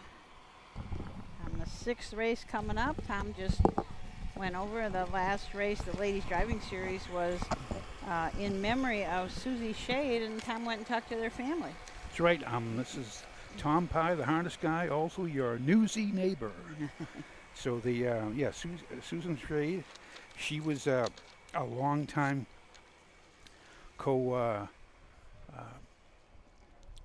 racing director here. Oh.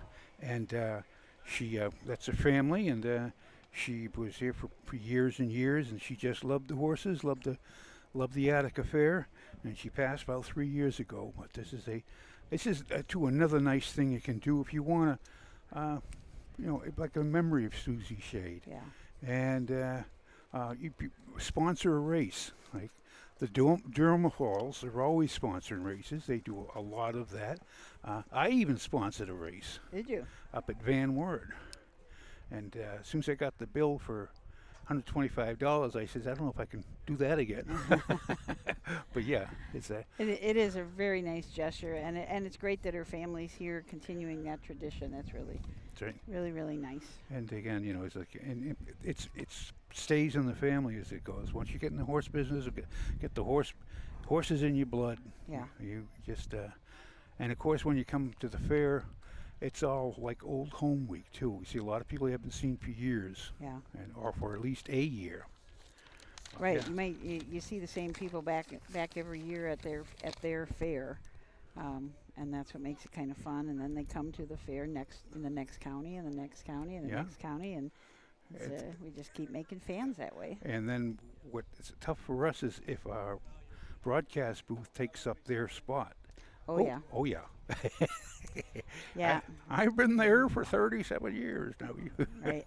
People are those that have, and there's only a couple of fairs that I can think of, Urbana and Greenville, that have the actual boxes. Oh yeah. And yeah, people are very protective of them. They've had them in their family for years and years, so they want to sit where they paid for their seats. Don't blame them. Don't blame them at all. Now, over in Greenfield one time when we were doing that promo, the Racing with the Stars promo, and one of the guys that got chosen, and you know he ended up winning the race. His horse win the race.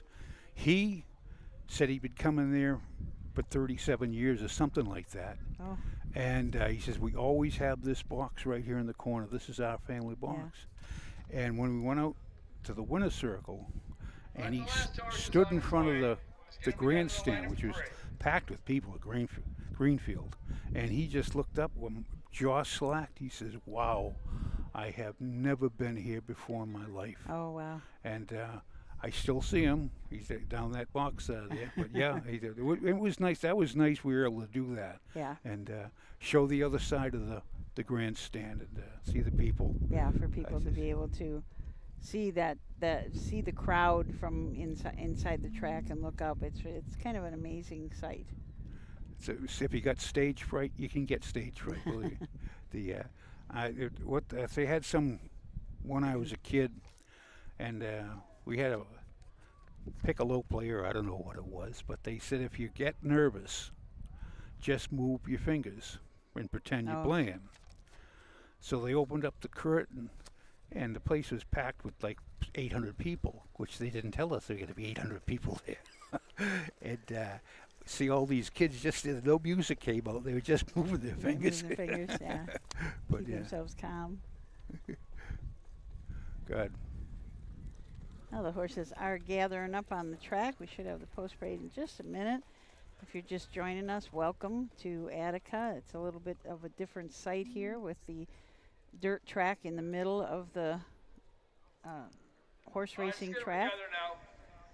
I guess they do draw a lot of people here for car races all summer long. Very popular. Yeah, very Attica popular. Speedway, I think it's called. I saw a sign when I was coming into town that, Attica Raceway Park, that's what it is called. But must be pretty exciting and pretty loud when they've got a bunch of cars here. They've got a huge grandstand, and then they've got like auxiliary grandstands on the sides. I mean, there's three that seem like the same era because they have the wooden seats. And it's filled too. Here's the sixth race post parade. This winding path, owned by E.G. Trot LLC of Findlay, trained and driven by Ed Greeno Jr. Number 2 is T.C.'s Naughty Boy, owned by Jay and Louise Weller of Republic and Ashley Brainerd of Haskins, trained and driven by Jay Weller. Number 3 is Trottin' Marseille, owned and trained by Bill Webb of Defiance. The driver is Clifton Bell. Number 4 is Olive Hill, owned by Chris Easterday of Bucyrus, trained by Carl Easterday Jr. The driver is Cameron McCown. Number 5 is Long Time Comin', Owned by Mark Martin of Willard, Courtney Stockmaster of Bellevue, Jim Mays of Bucyrus, and Rosie Weaver of Beach City, trained by Rosie Weaver, the driver Drew Neal. At number 6 is Pump Action, owned by Rosie Weaver of Beach City and Heartland Acres of Walhonding, trained and driven by Rosie Weaver. Your test of the bars, beginning your horses ready for race up. Okay, so those are the changes. Rosie switched off of the 5, went to the 6, and went back to the 6 again to the 5. Well, she's on the 6. Yeah, Rosie Weaver will drive the 6. And Cam McCowan will drive the 4. So the 1 horse is Winding Path, Ed Greeno Jr. up. He also trains for E.G. Trot.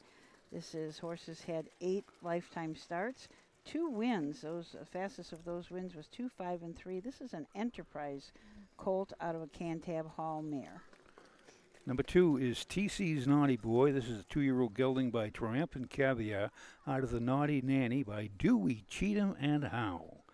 Jay Weller trains and is part owner with Louise Weller and Ashley Brainerd from Haskins, Ohio. This is got 6 starts this year, 1 win, 1 second, 1 third, 6,500 on the card. Marker 2-6 at Bucyrus.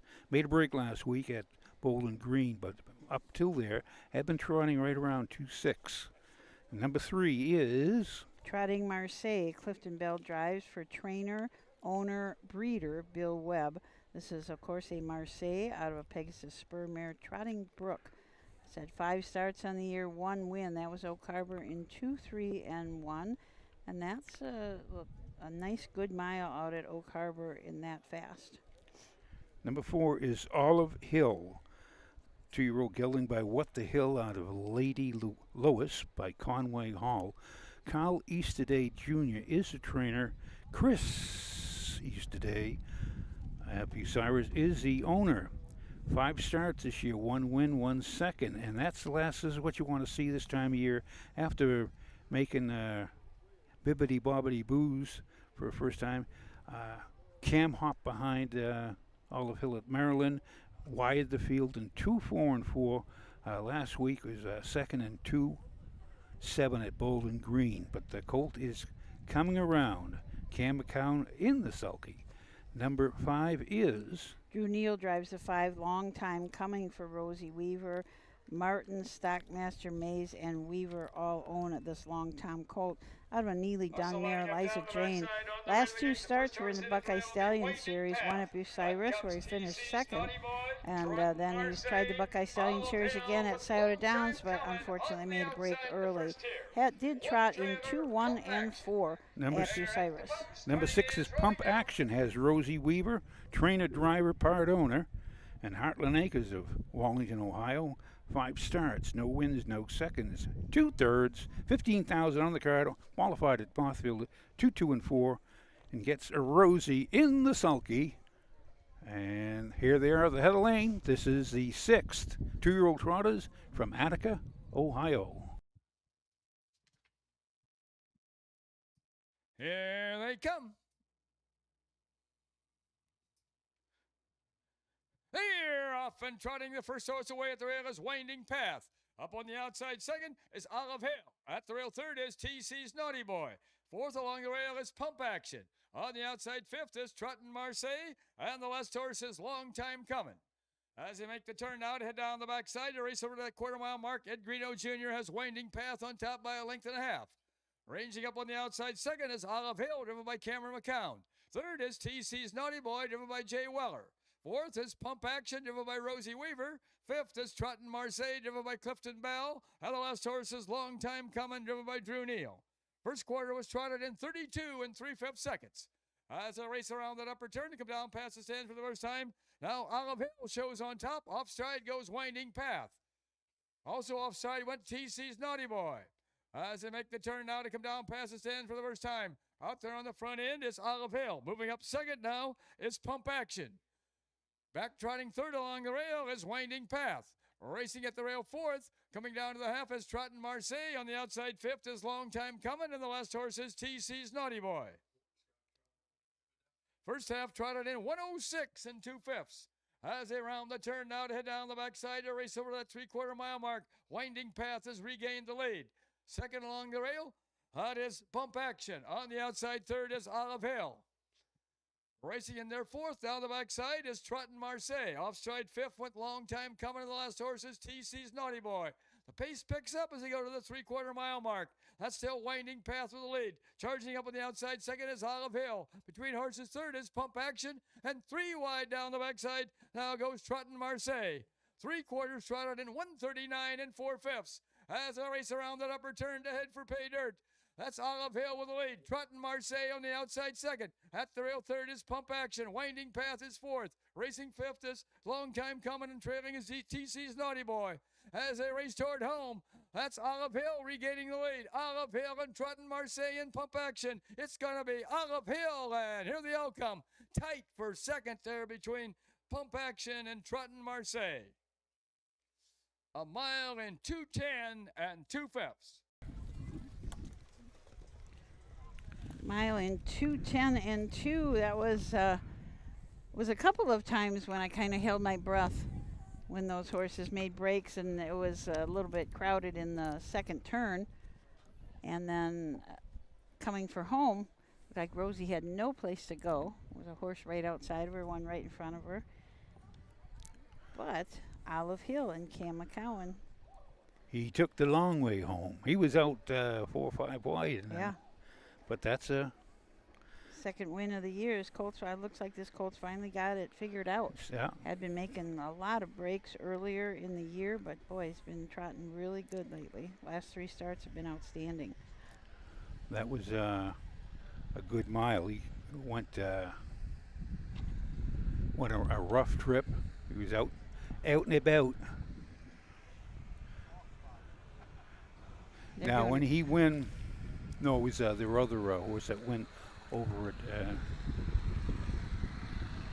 that other one of those other tracks. But she didn't even wait for the golf cart.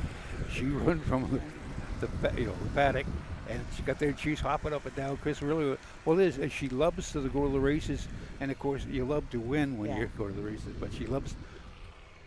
And they do a lot of. They're all homebreds. They do. They buy once in a while. They buy another one.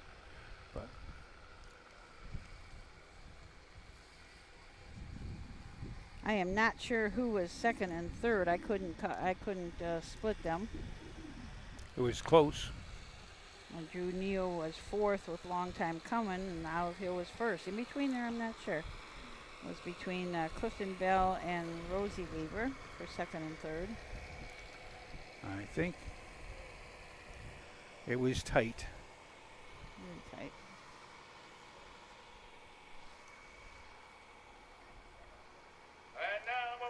The track into the winner's circle where the winners go. Coming in from Bucyrus, Ohio, comes number 4, Olive Hill. Owned by Chris Easterday, trained by Carl Easterday Jr., and driven to victory this afternoon by Cameron McCown. The blanket for this race is courtesy of J&F Construction Incorporated.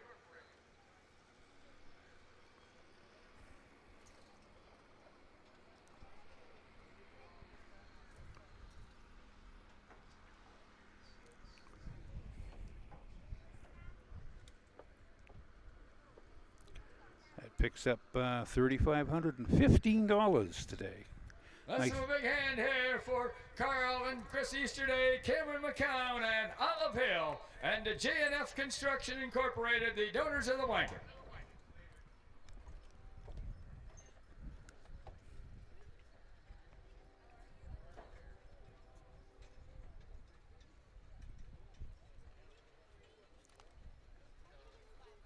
Cam looking down at something there. I'm not sure what he's looking at, but looking at the horse's back legs. Old Zoot Suit raced in the 1976 Hambletonian, finished third in that one. A nice horse. He was by Nibley Pride. But what a gentle, and he was out of Ivan Suggs' mare, Glad Rags. Oh. And she was pacing bred, and Zoot Suit would go on to be leading sire for 10 years in a row over in Sweden. And he was pacing bred, but he would hit behind, and they had a special boot that they put through the shoe and all that. He would spin that right around. Wow. He hit so hard it would not make a break. There are the official placings for race 6 in the top. Number 1, Winding Path, finished 5th, was placed 6th for interference while on a break. Number 2, TC's Naughty Boy, finished 6th, was placed 5th. Number 3, Trenton Marseille was 2nd. Number 4, Olive Hill was the winner. Number 5, Long Time Coming was 4th. And number 6, Pump Action was 3rd. Time of the first quarter was 32 3/5. The half was in 106 2/5. The 3 quarters in 139 4/5, with a mile in 210 2/5. The top should read 6:52 1:43, a mile in 210 2/5.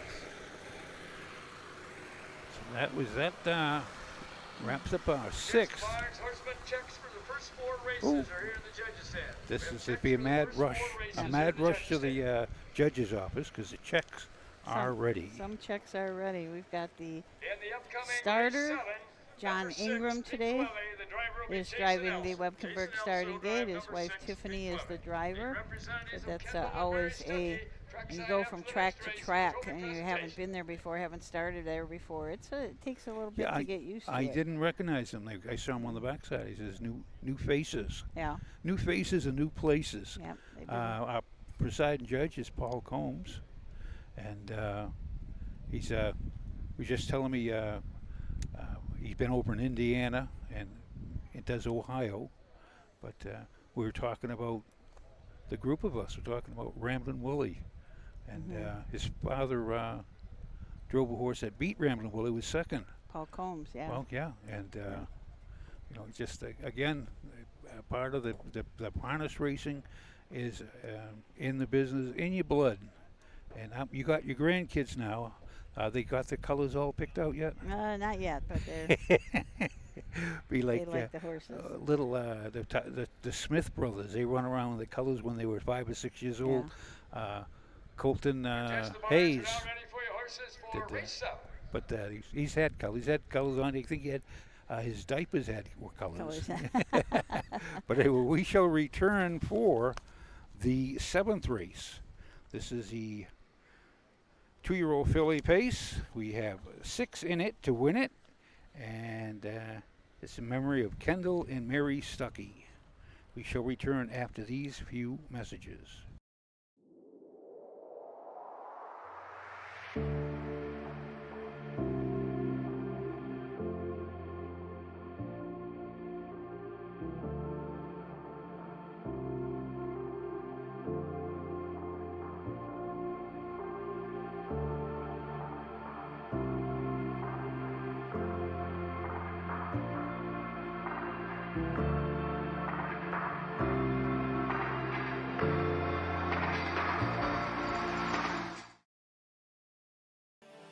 The roots of harness racing are born at the county fair. For over 150 years, people have gathered to watch horses battle it out for fame and glory. Catch the thrills this summer at an Ohio Fair Racing Conference County Fair. The OFRC races at 22 fairs in 20 Ohio counties. Trotters and pacers put it all on the line to be called the best in the Buckeye State. The Ohio Fair Racing Conference, where the path to greatness begins. At Ohio State's Galbraith Equine Center, our veterinary champions are here for your champions 24/7, 365 days a year, providing advanced specialty care for sports horses from all stages and disciplines. Our expert team of boarded surgeons and sports medicine and rehabilitation specialists, together with veterinary cardiologists, internal medicine, and ophthalmologists, make our hospital your best resource for all sports horse performance issues. The Ohio State Veterinary Medical Center's Galbraith Equine Hospital. Call us today at 614-292-6661. Ready. Hey, welcome back to Attica, the Attica Independent Fair here in Attica, Ohio. It's been a beautiful day. They're taking great care of this track. They've been out there between every race, watering and dragging up the track. They're really doing a really nice job here. I am not sure how many horses are stabled here year-round. Well, Ryan Stowell's here. We got a. He is here. Okay. He's here. So and he races, of course, all over Ohio. Yeah, he does. So when you got they take care of the track themselves. So Yeah, most county fairs, that's the way it is. They don't really have a hired track man. It's just the horsemen in the area that are taking care of everything. They put up a tent over here for some horses. I think there's about 8 or 10 horses in that tent. And then, but like we said earlier, a lot of people just go in their trailers. If you open up the windows on your trailers and there's a breeze coming in, it's pretty comfortable. Horses hang their head out. They just love it. Put a bag of hay in there with them. Yeah. They enjoy themselves. Really it's like comfortable. It's like a new scene, new scenario. They're all bright-eyed and bushy-tailed. We used to have a horse in the summer racing him and leave the door open, and he would hang his head out and he would tip his head all the way to the side, and then he would let his tongue flap, and his tongue was sticking out. And we used to get people that would come up beside the trailer and just hang there and laugh at this horse because his tongue was sticking out 6-8 inches and just flopping around, and that's the way he liked to ride. So whatever made him happy. Tell you, they're comical. Yeah. Yeah. But I'm thinking of an old Gene Abbey. What's the printing post word for race 7? That's the second division of the 2-year-old filly Well, phase. you're saved by the bell again, folks. Here comes the post parade for the 7th. One is Liberty Bibberty, owned by Here's the Stock Incorporated of Bucyrus, Sean Harville of Germantown, and Scott Davis of Bell Valley, trained by Jessica McCown, the driver Cameron McCown. Number 2 is T. Swifty Babe, owned by Watson Harness Racing, Kendall Stuckey and Nicole Weininger of Tiffin, and Billy Hart of Carmel, Maine, trained and driven by Ryan Stahl. Number 3 is Speedy as Hill, owned by Darrell Baird and Jacob Baird of Mount Blanchard, and Mr. R.J. Themling of Brecksville, trained by Darrell Baird, the driver Jacob Baird. Number 4 is Mount Camus, owned by Hagerman Racing and Melinda Hirschberger of Mount Vernon, trained by Herman Hagerman, the driver Emmanuel Miller. Number 5 is Racing Artist, owned by Bill Webb of Defiance and Denny Miller of Archbold, trained by Bill Webb, the driver Clifton Bell. And number 6 is Pink Lily, owned by Shelley Elser of Montpelier, trained and driven by Jason Elser. Your attention to the barns, beginning your horses ready for race 8. We're moving right along. We'll start with Liberty Birbidi. This is a Jessica McCown trained 2-year-old filly by Summa Cum Laude out of American Rocks by Rock and Roll Hanover. Here's the Stock Incorporated of Bucyrus, Sean Harville of Germantown, and Scott Davis of Bell Valley, Ohio. Owned the filly. 4 starts this year, hasn't hit the board, but has been pacing at Northfield and racing in the Buckeye Stallion Series and pacing in 58. Does show 56 and 4 at Scioto, but this is she's been pacing. She's handy in 58. Unfortunately, the mile's been going in 56 and 57. Number 2 is T. Swifty Babe, Ryan Stahl up. Ryan also trains for Watson Harness, Stuckey, Hart, and Weininger. This horse is a Summa Cum Laude filly out of a Real Desire mare, Real Ravishing. 5 starts on the year, 1 win. That was just her last start at Bowling Green in 2, 4, and 3. Came last quarter in 32, won by a neck. Number 3 is Speedy as Hill. Darrell Baird trains as part owner, and Jacob Baird, and Mr. R.J. Thumling of Brecksville, Ohio.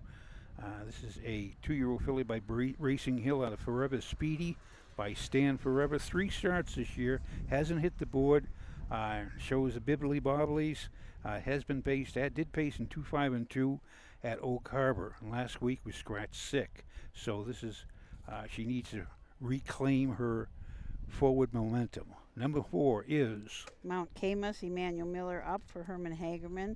Hagerman Racing and Melinda Hirschberger are the owners. A Catch the Fire filly out of an American Ideal mare. 5 starts on the year, 3 wins and a second. Racing really well. Last start was a win at Bowling Green in 2, 5, and 3. Had back-to-back wins at Cortland and Marion, 2, 6, and 2, and 2, 12. Already made over $10,000 and was just a $4,500 purchase at the Blooded Horse sale. Number 5 is Racing Artist. This is a Bill Webb trainee.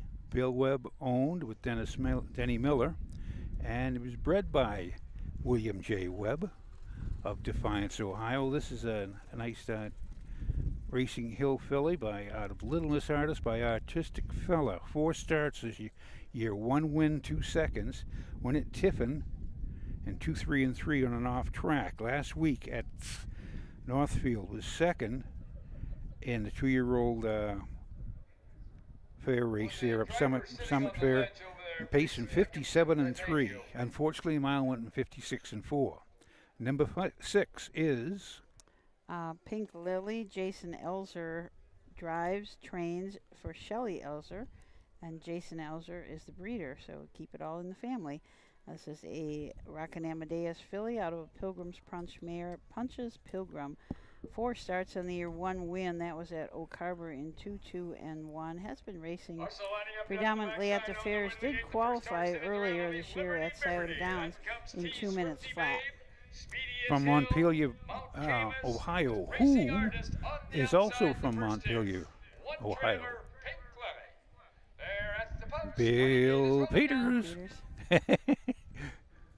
And here is Bill Peters to call the 7th race from Attica, Ohio.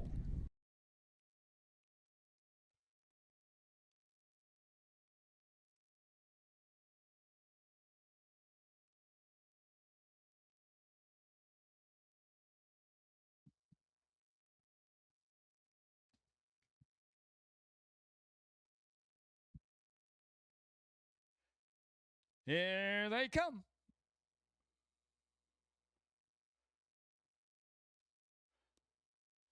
Here, off and pacing the first horse away in the middle of the track is Mount Camus. Up on the outside second, that's Racing Artist. Down at the rail third is Liberty Bibberty.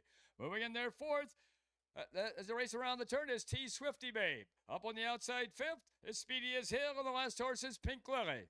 As they make the turn now, heading down the backside to race over toward that quarter-mile mark.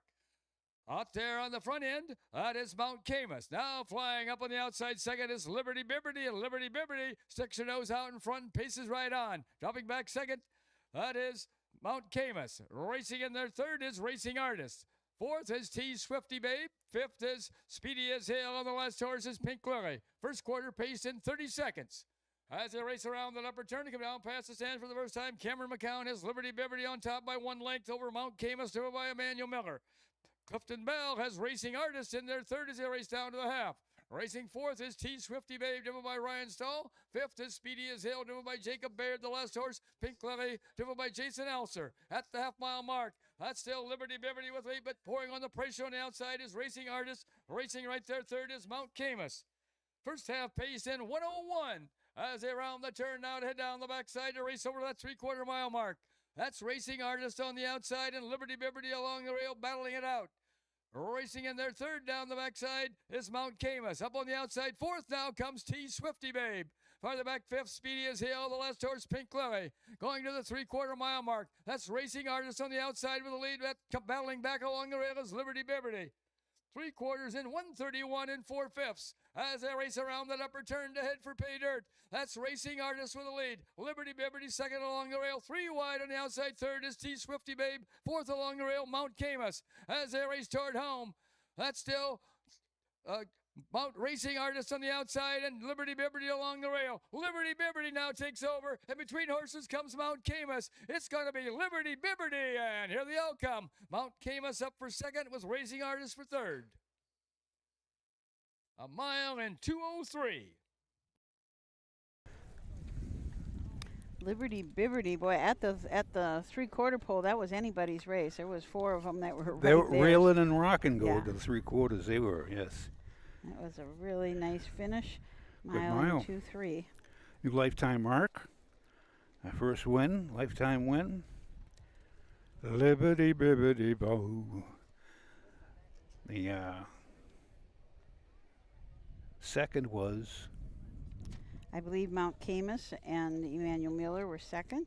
That's what I had. I had Racing Artist third and T Swifty Babe fourth.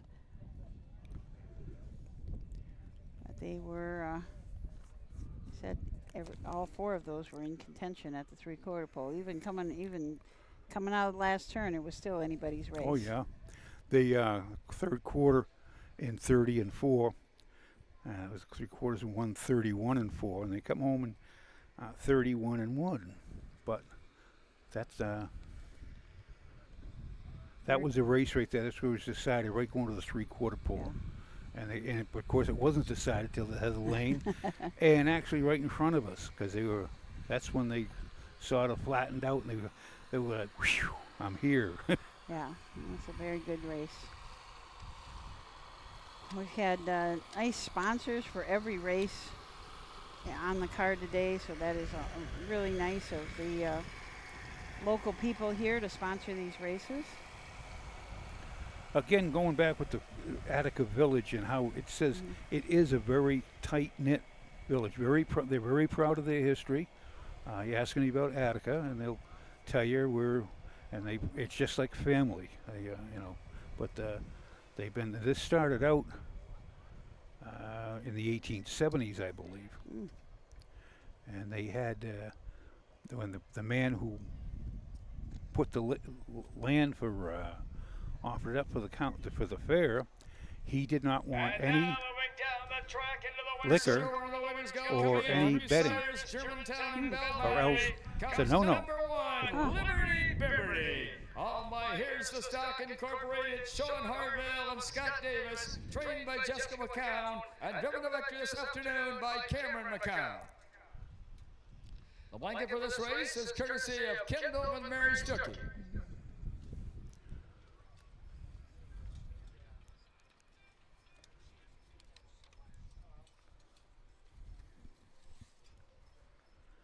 Liberty Bibbity.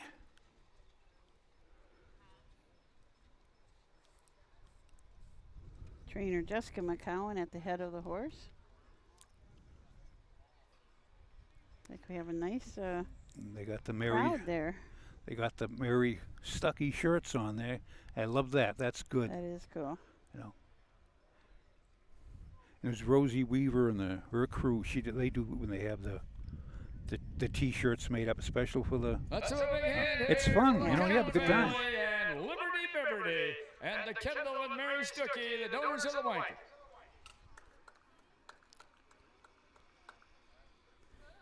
Always nice to see a crowd in the winner's circle. It's just an enjoyable time to be in there. Sometimes you wait a long time to get back to the winner's circle. Official placings for race 7 from the top. Number 1, Liberty Liberty was a winner. Number 2, T. Swifty Babe was 4th. Number 3, Speedy as Hill was 6th. Number 4, Mount Camus was 2nd. Number 5, Racing Artist was 3rd. And number 6, Pink Lily was 5th. Time of the first quarter was 30 seconds. The half was in 1:01. The 3/4 in 1:31 and 4/5, with a mile in 2:03. From the top it should read 1:46.235, a mile in 2:03. First lifetime win for So that is our 7th race. the upcoming race 8. We have Suds and Ritz. just two left. The 8th and the 9th. Our last stake race of the day is the 8th race, the second of 2 divisions of the 3-0 Filly Tot. We just got 4 in it. Drew Neal drives the 1, Suds and Ritz. And hopefully you all, we never even mentioned it today, to go to harnessracingohio.com and get your programs. You can always get tonight's program for Urbana there also. Not until about an hour before post time do we put those up. And then tomorrow, you can get it for Attica here. We're right back here at Attica at noon tomorrow. So we're going to take a short break, and then we're going to be back with the Pentultimate, the next to the last race. You love that word. I do. Midland Acres is proud to stand the prominent stallions, TCI, Long Tom, Ready for Money, Monty Mickey, Summa Cum Laude, and Bit of a Legend. With such great pedigree and speed in the stallion barn, Midland Acres will provide a diverse group of top yearlings in the sale ring for 2025. Visit us this fall at our consignments at the Blooded Horse Sale on August 26th, the Ohio Select Jug Sale on September 12th, and the Lexington Select Sale on September 29th through October 3rd. Let Midland Acres' experience in the industry lead you to the winner's circle.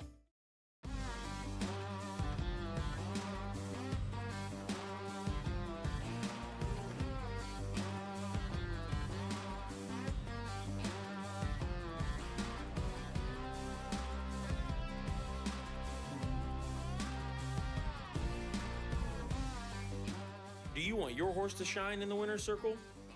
Feed DAC Oil. It makes a world of difference.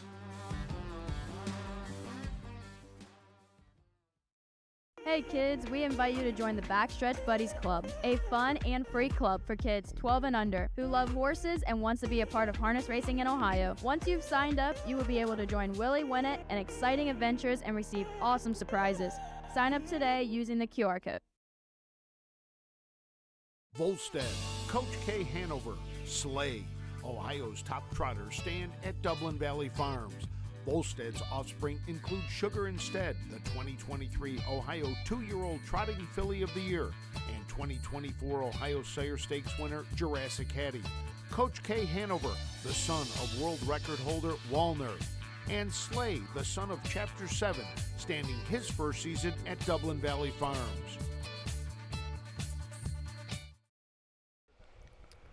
Welcome back. To Attica, the track record here for Pacers is 156-4, held by Night Pro, that old horse that he just kept going and going and going. He set the record of 56-4 in 2019, then came back in 2020 and equaled that in 56-4. He used to hold a lot of track records in Ohio, but it's tough. We are down to just Attica now. That is the only track record that he still holds. But he used to, gosh, up in this the north, especially the northwestern part of the state. He just owned racing up here. And I believe Dale Decker raced him his entire career. I believe so too. Yep. And that's again, you have to give plaudits to a guy because the horses are not machines. You know, they can they can kick the stall, they can do anything, make a bad step coming out, slip on ice, and to keep them going, and to keep them happy, and to keep them racing and winning, it's testament. Very good regimentation. Yeah, and he also, Night Pro was breeding mares at the same time the last few years he was racing, so he was kind of doing the double duty, but a nice old horse.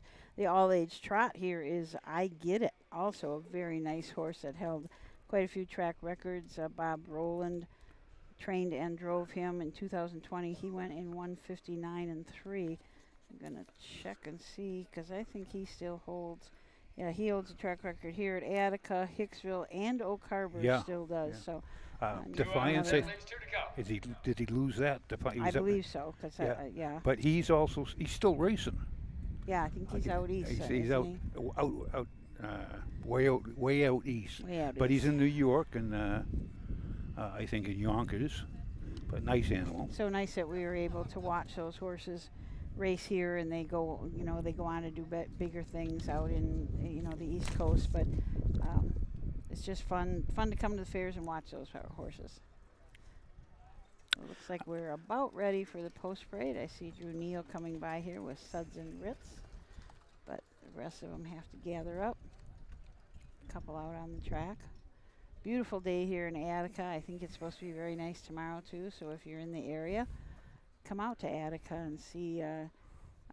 Nice racing. See how this is set up. It's really different to have a car track. And get a sticker. Get a sticker. And join the contest. Yep. And as I said, you still got a lot more left. A lot of racing left. And the Backstretch Buddies, there is a QR code. I think that shows up on the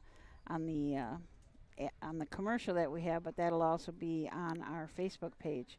So you can just 3 outs, that leaves 1 to go. Click on that QR code, and that'll take you to a sign-up sheet, and you sign up, and then your kids and grandkids or neighbors or anybody that you want will start getting stuff in the mail. It's just going to be a fun fall season for those kids. We'll have special things for them at Delaware. Also, you can sign up in person at Croton on Saturday. We're also going to, Willie Winnett may make an appearance. We're not sure yet, but Willie Winnett may show up. They have to get me liquored up to get in the costume. That costume. I ain't got to get in the costume. He'll also be at, or sign up, will also be in-person sign up at Greenville one of the nights, and we'll have that schedule on our website and on the Facebook page, so you can look for it there.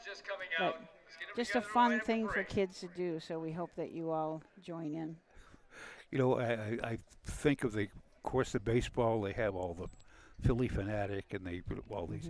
And the Philly Fanatic, and it was a Philly. For race 8, this is the second division of the 3-year-old filly trot. Going for a purse of $6,590 and a blanket courtesy of Denise and Rick Gillette. Number 1 is Suds and Ritz. Owned by Hagerman Racing of Mount Vernon, Ohio, Martin D. Yoder of Mount Eaton, Ohio, and Lucinda Belcher of Winchester, Kentucky, trained by Herman Hagerman, the driver, Drew Neal. Number 2 is Speed of an Angel, owned by Emmanuel Miller of Delaware and Peter Gentile Jr. of Daytona Beach, Florida, trained and driven by Emmanuel Miller. Number 3 is Just a Classic, owned by E.G. Trot LLC and Doc Adams of Findlay, trained and driven by Ed Greeno Jr. And number 4 is L.T. Modana, owned by Gene Massey of Sycamore, Patricia Jury of Bucyrus, and Jim Mays, also of Bucyrus, trained by Curtis Massey, the driver, Clifton Bell. Against the bar, getting your horses ready for At your field, we got $6,590 going for this second and final division for the 3-year-old filly trotters. Number 4 horse, L.T. Modana, is just now coming past the grandstand. L.T. Madonna. Okay, Suds and Ritz, driven by Drew Neal.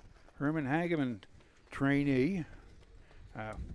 3-year-old filly by What the Hill out of Bubbles and Ritz by Chapter 7. Hageman Racing of Mount Vernon, Martin Yoda, Mount Eaton, and Lucinda Belcher of Winchester, Kentucky. 15 starts this year, 5 wins, 1 second, 4 thirds, 26,000, almost 27,000 earned with a mark of 159 and 1 at Northfield. Coming off 2 in a row in Ohio. The last start out at Mansfield. Sat second, tipped out of the head of the lane, was 2 lengths on top, and win by 10. Mile in 2, 3, and 4. It's Suds and Ritz and Drew Neal in the sulky. Number 2 is Speed of an Angel. Emmanuel Miller drives, trains, and co-owns along with Peter Gentile. This is a Marseille filly out of a muscle massive mare, Keystone Angel. 9 starts on the year, 3 wins. Most recent win was at Bellefontaine in 2-4 and 2, and the fastest win at Northfield in 2-1 and 2. Also had 5 wins last year. It's a lot of wins for a 2-year-old. Made almost $20,000. Had a mark last year as a 2-year-old of 2 minutes flat at Delaware. And number 3 is Just a Classic. This is Ed Greeno Jr. owned, trained, and part owned with Thomas Mitchell Adams of Findlay, Ohio. This is a 3-year-old filly by Enterprise out of Peg of My Heart by Muscle Hill. 7 starts this year, just 2 thirds. Last year had a good 2024. Had 15 starts, 4 wins, 3 seconds, 3 thirds, and made just about 19,000. She trotted last week in Wapakoneta, and 2, 3, and 2. The mile went 2, 1, and 3. But she's consistent. Doesn't show any breaks. Just a Classic, and Ed Greeno Jr.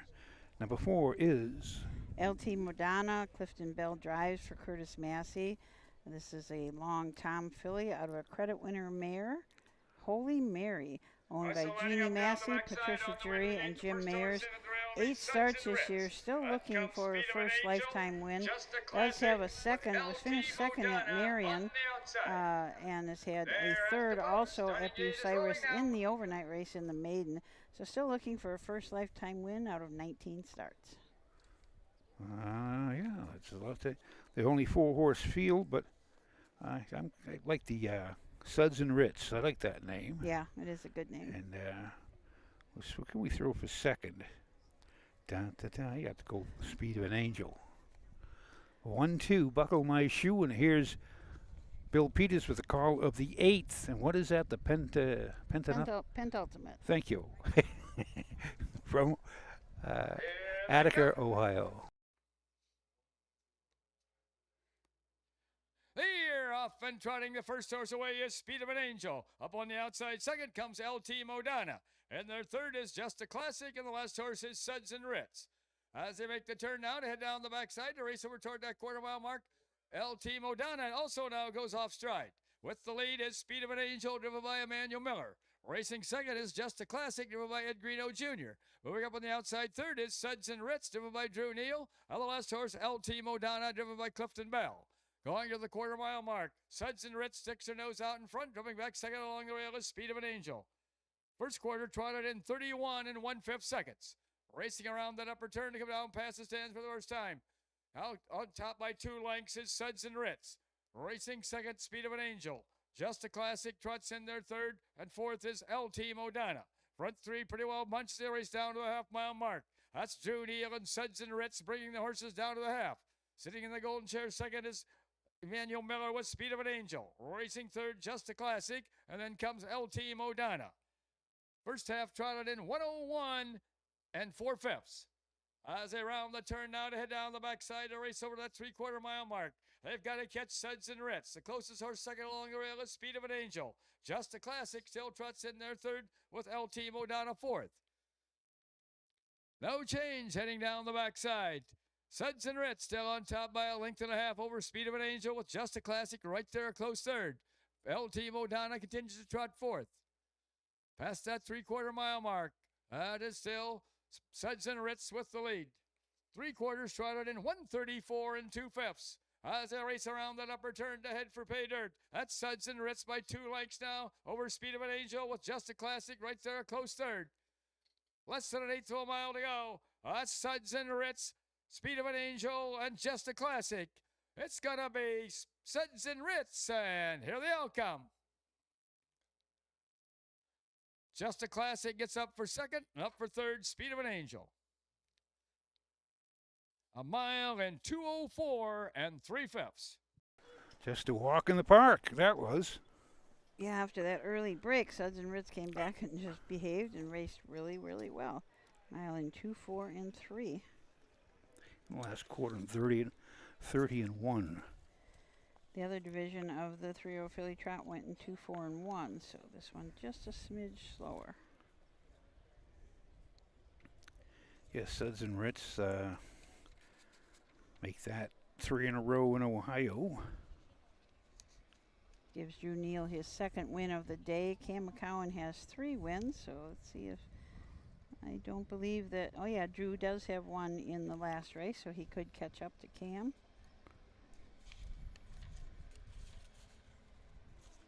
Yeah, see, it's a nice trip up here from, well, even from Bucyrus, only 22 miles, 23 miles, straight up Route 4. So he goes by the Pickwick farm, the old Pickwick farm. Very nice scenic cornfields, and just a nice ride. It is nice, the McCowns come up from Delaware, and it's a straight, it's 40 miles, it's about 60 miles up here, but it's all highway, so it's nice trip. You come up, you race your horses.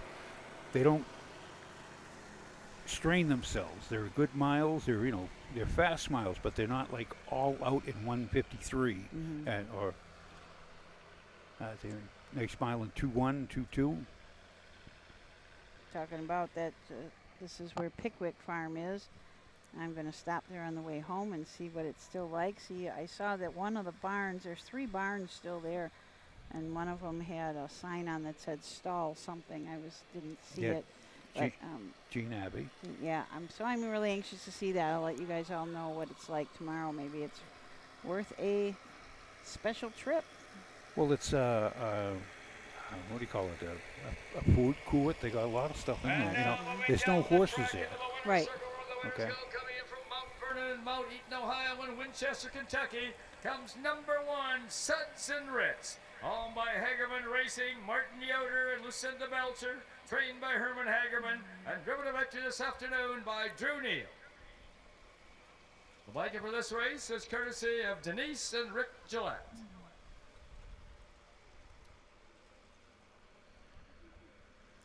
Another one of those lightly rigged trotters, just trotting boots on behind, no boots in front, had a head pole on the inside.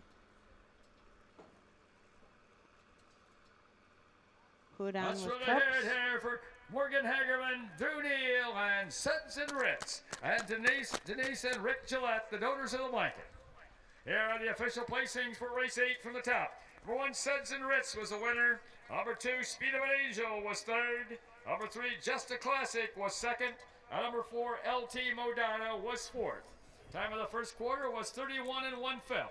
The half was in 101 and 4/5. The 3/4 in 134 and 2/5, with a mile in 2:04 3/5. From the top, it should read 1:32, 4 on the bottom, a mile in 2:04 3/5. In the upcoming race 9, number 1, Bell Mr. You know, Steve. this, The driver will be Drew Neal. Drew Neal will the drive girl in the number winner's 1, circle Bell Mr. Steve. with him, I imagine she works for Hageman. And just the way she handled that horse, I'm going to take a guess. See, one of the trainers that had my horse before him was, I believe, Hageman. I know my Hageman had him. He had like 4 or 5. But he said that the girl who took care of Roman, she absolutely loved him. Oh. And I says, I can tell just the way the horse reacts. He sees a gal and he wants to run up to her. And I bet you that was I got to find out if that was. Yeah. But he is a nice little animal. He's my buddy, my drinking buddy. and he drives you to drink. Well, I mean, he does, though. But we're coming up to the 9th. The fastest race of the day is still 2 minutes and 3/5 with the ladies, so we will see if the 9th race, the Signature Series, can go faster. Now you can go. We got I Want My Money. Val Mr. Street got Drew Neal. He's very possible. I see the 3 horses right there. They jump out at me. Yeah. Don't say the word jump with harness horses. That's right. All right, but we shall return for the 4th and the final. And the Signature Series. This is the 4-year-olds up. This is the Attica Standardbred Pace. There's 5 in it. To win it, we shall return after these messages. In Ohio, Hickory Lane Farm has the stallions you are looking for, like What the Hill, Uncle Peter, and In Range, as well as Branded by Lindy, Jug Winner Luz Pearlman, Racing Hill, and Guardian Angel Oz.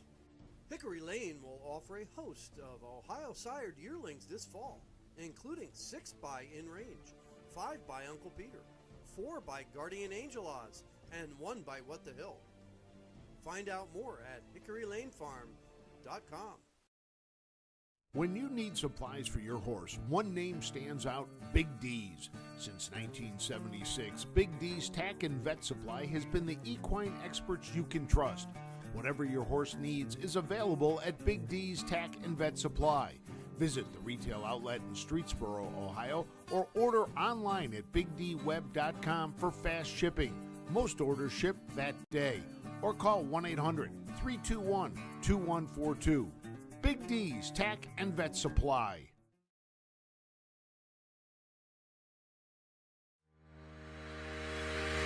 Own a little and love it a lot. TheStable.ca is an award-winning fractional ownership operation. Buy as little as 1% of a racehorse and experience 100% of the thrill.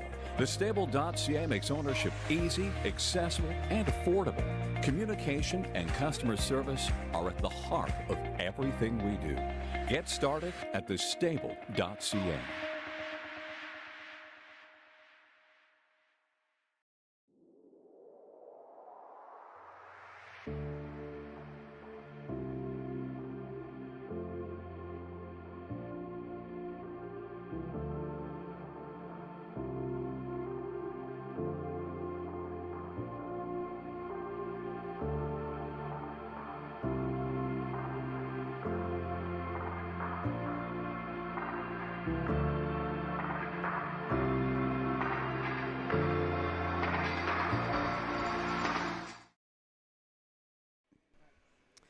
So we just heard that commercial for the Stable.ca, one of the probably the largest fractional owner stable that there is. I mean, they have people from all over the world that are partners in those horses, but a fractional stable is just a great idea for someone who is thinking about getting in the business, doesn't want to take that big jump and buy a quarter of a horse or a half a horse. You can buy as little as 1% of a horse in these fractional stables. And as we talked to Rod Cooper before, that's what he did. He got in just in small percentages, and now he's full-time in it.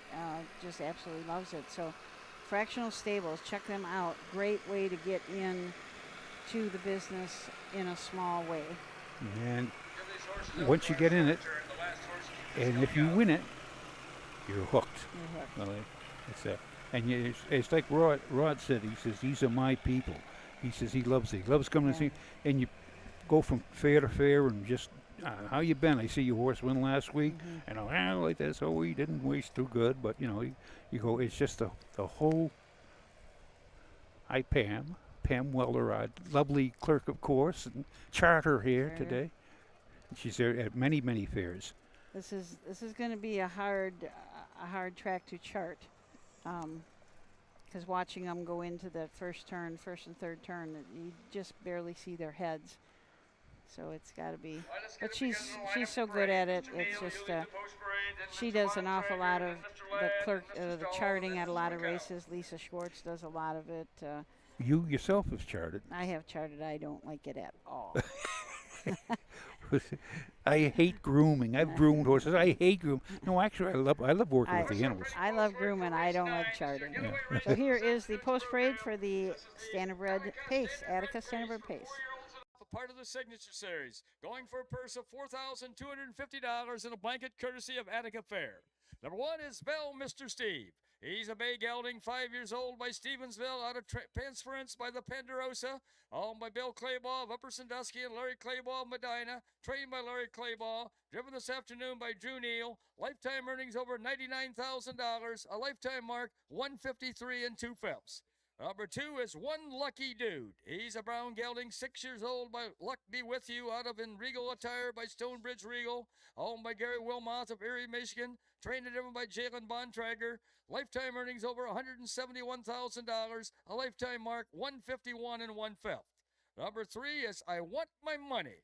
He's a brown gelding, 4 years old, by Dancing Yankee, out of Forever Ivy by Stand Forever, owned and trained by Jacob Baird of Mount Blanchard, driven this afternoon by Kyle Ladd, lifetime earnings over $68,000, a lifetime mark 154.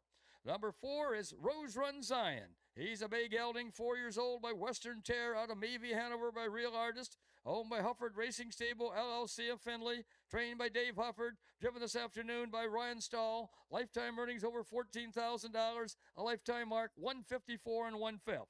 Number 5 is Here's Popeye. He's a bay gelding, 4 years old, by Bit of a Legend End, out of Elm Grove, Inner-Reich, by Coast to Coast Yankee, owned by Here's the Stock, Incorporated of Bucyrus and Annie Wilker, care of Galleon, trained by Jessica McCown, driven this afternoon by Cameron McCown, lifetime earnings over $114,000, a lifetime mark 153. Those are your horses for the 2025 Attica Standardbred Pace. So the one horse, Vel Mr. Steve, Bill talked about that he had 99,000. I think I have a more recent program because he raced at Northfield on the 3rd and finished 5th, but I have his lifetime earnings at $100,016. He broke the 100,000. Went over 100,000. That's a pretty exciting milestone for a horse to go over that $100,000 mark. As Bill noted, most of these horses, I mean, they're older. They've raced a lot. These Signature Series races are just so great for these horses. He pretty much told you everything about them. I don't know what we can add. Do you? Okay, just look at, like One Lucky Dude, 19 wins out of 118 starts, 171,000. That's over $1,000 a start. That is just like, well, you race every week and you get $1,000 a week. That's kind of nice. Kind of nice, yeah. And who was 63 starts. Here's Popeye. He's got 114,000. That's almost $2,000 a week. Yeah, we've got a wide open field here. We got Rose Run Zion, who's a 4-year-old, but has only had 6 starts in his lifetime. So he's got 1 start this year, and then the last time he started before this year, he had a couple qualifiers this year, but he hasn't started since May of 24. So you always wonder about these horses. Maybe they had an injury, maybe they got sick, had to take some time off, but it's nice when they think enough of the horse. The horse must have showed him something, so he thinks enough of him. Well, obviously he shows him something. He paced a mile in 51 and won at Miami Valley in an Ohio Sire Stakes 3-year-old race. So and that was over a year ago. Over a year ago, yeah, but worth. But that is 51. And that is, it's going to be. He'll make a nice older horse. He won't go back to 51, but if you can pace him 53, you'll make money. Absolutely. This is the 9th. This is the final race here today at Attica Independent Fair from Attica, Ohio. We will be back tomorrow at 12. And here's Bill Peters, still going strong. Here they come.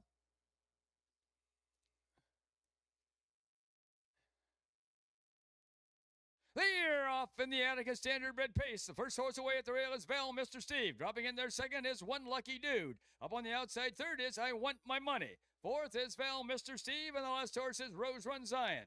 As they make the turn now to head down the backside to race over that quarter-mile mark, Drew Neal has Val, Mr. Steve on top by about 3.5 lengths. Pacing in there second is One Lucky Dude, driven by Jalen Bontrager. Third is I Want My Money, driven by Kyle Ladd. Racing fourth is Here's Popeye, driven by Cameron McCown. The last horse, Rose Run Zion, driven by Ryan Stahl.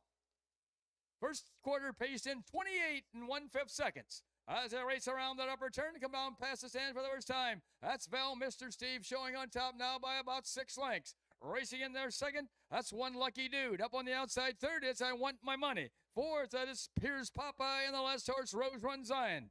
Coming down to the half-mile mark, that's Drew Neal and Val, Mr. Steve, by about 7 lengths. Racing in there second. On the outside is I Want My Money. Third along the rail is One Lucky Dude. And up on the outside fourth is Here's Popeye. First half paced in 56 4/5 seconds. As they round the turn now to head down the backside to race over that 3/4 mile mark. They've got to catch Val, Mr. Steve. The closest horse second now is Here's Popeye. Racing third is I Want My Money. Fourth is One Lucky Dude. And the last horse is Rose Run Zion. Going to that 3/4 mile mark. That's still out there on the front end, that is Val, Mr. Steve. Closing in second now is Here's Popeye. 3/4 in 1:26 3/5 as they race around that upper turn to head for pay dirt. Still with the lead is Val, Mr. Steve. Here's Popeye is gaining with every stride, and racing third is I Want My Money. As they race toward home, that's Val, Mr. Steve, and Here's Popeye. Val, Mr. Steve, Here's Popeye closing fast on the outside. Val, Mr. Steve, and Here's Popeye. It's going to be Val, Mr. Steve, and here the outcome. Here's Popeye up for second. I Want My Money for third. A mile in 1:57 3/5. 1/5 of a second off. Wow. That's a good mile, though. 57 3. Mr. Neal wanted that win. I definitely wanted the top, and Here's Popeye was 3 wide at the half trying to get up there, but Val, Mr. Steve just had such a big jump on them, on all the horses by the quarter. Even though he got a little tired coming home, he still held on for the win. So that gives Drew Neal another win for the day. That is definitely our fastest race of the day. Definitely. That is the old run and hide ploy, that is. But yeah, he was on 10 lengths on top going to the 3/4, but yeah. Here's Popeye, popped the plugs and made a race of it. Almost got him. 1:57 3. Come home in 1:01 flat. Herman Hagerman is our only trainer that doubled up today, so he had 2 wins. Everybody else just won, so kind of spread the love around. Everybody will go home with some money. And Drew Neal and Cam McCowan both with 3 wins. Greg Bateson, Ryan Stahl, and Leslie Joyce each with 1. So it's a nice day. Fastest mile, 57 3. Second fastest was the ladies in 2 minutes and 3/5. That's the way to wind down the day, and it's still bright, sunny, and still more racing tonight at Urbana. You running over there? Why not?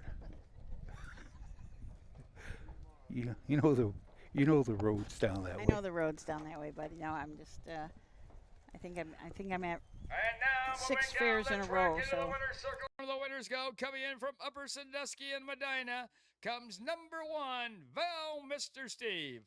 Owned by Bill and Larry Claybaugh, trained by Larry Claybaugh, and driven to victory this afternoon by Drew Neal, missing the track record by just 4/5 of a second. The blanket for this race is courtesy of Attica Fair.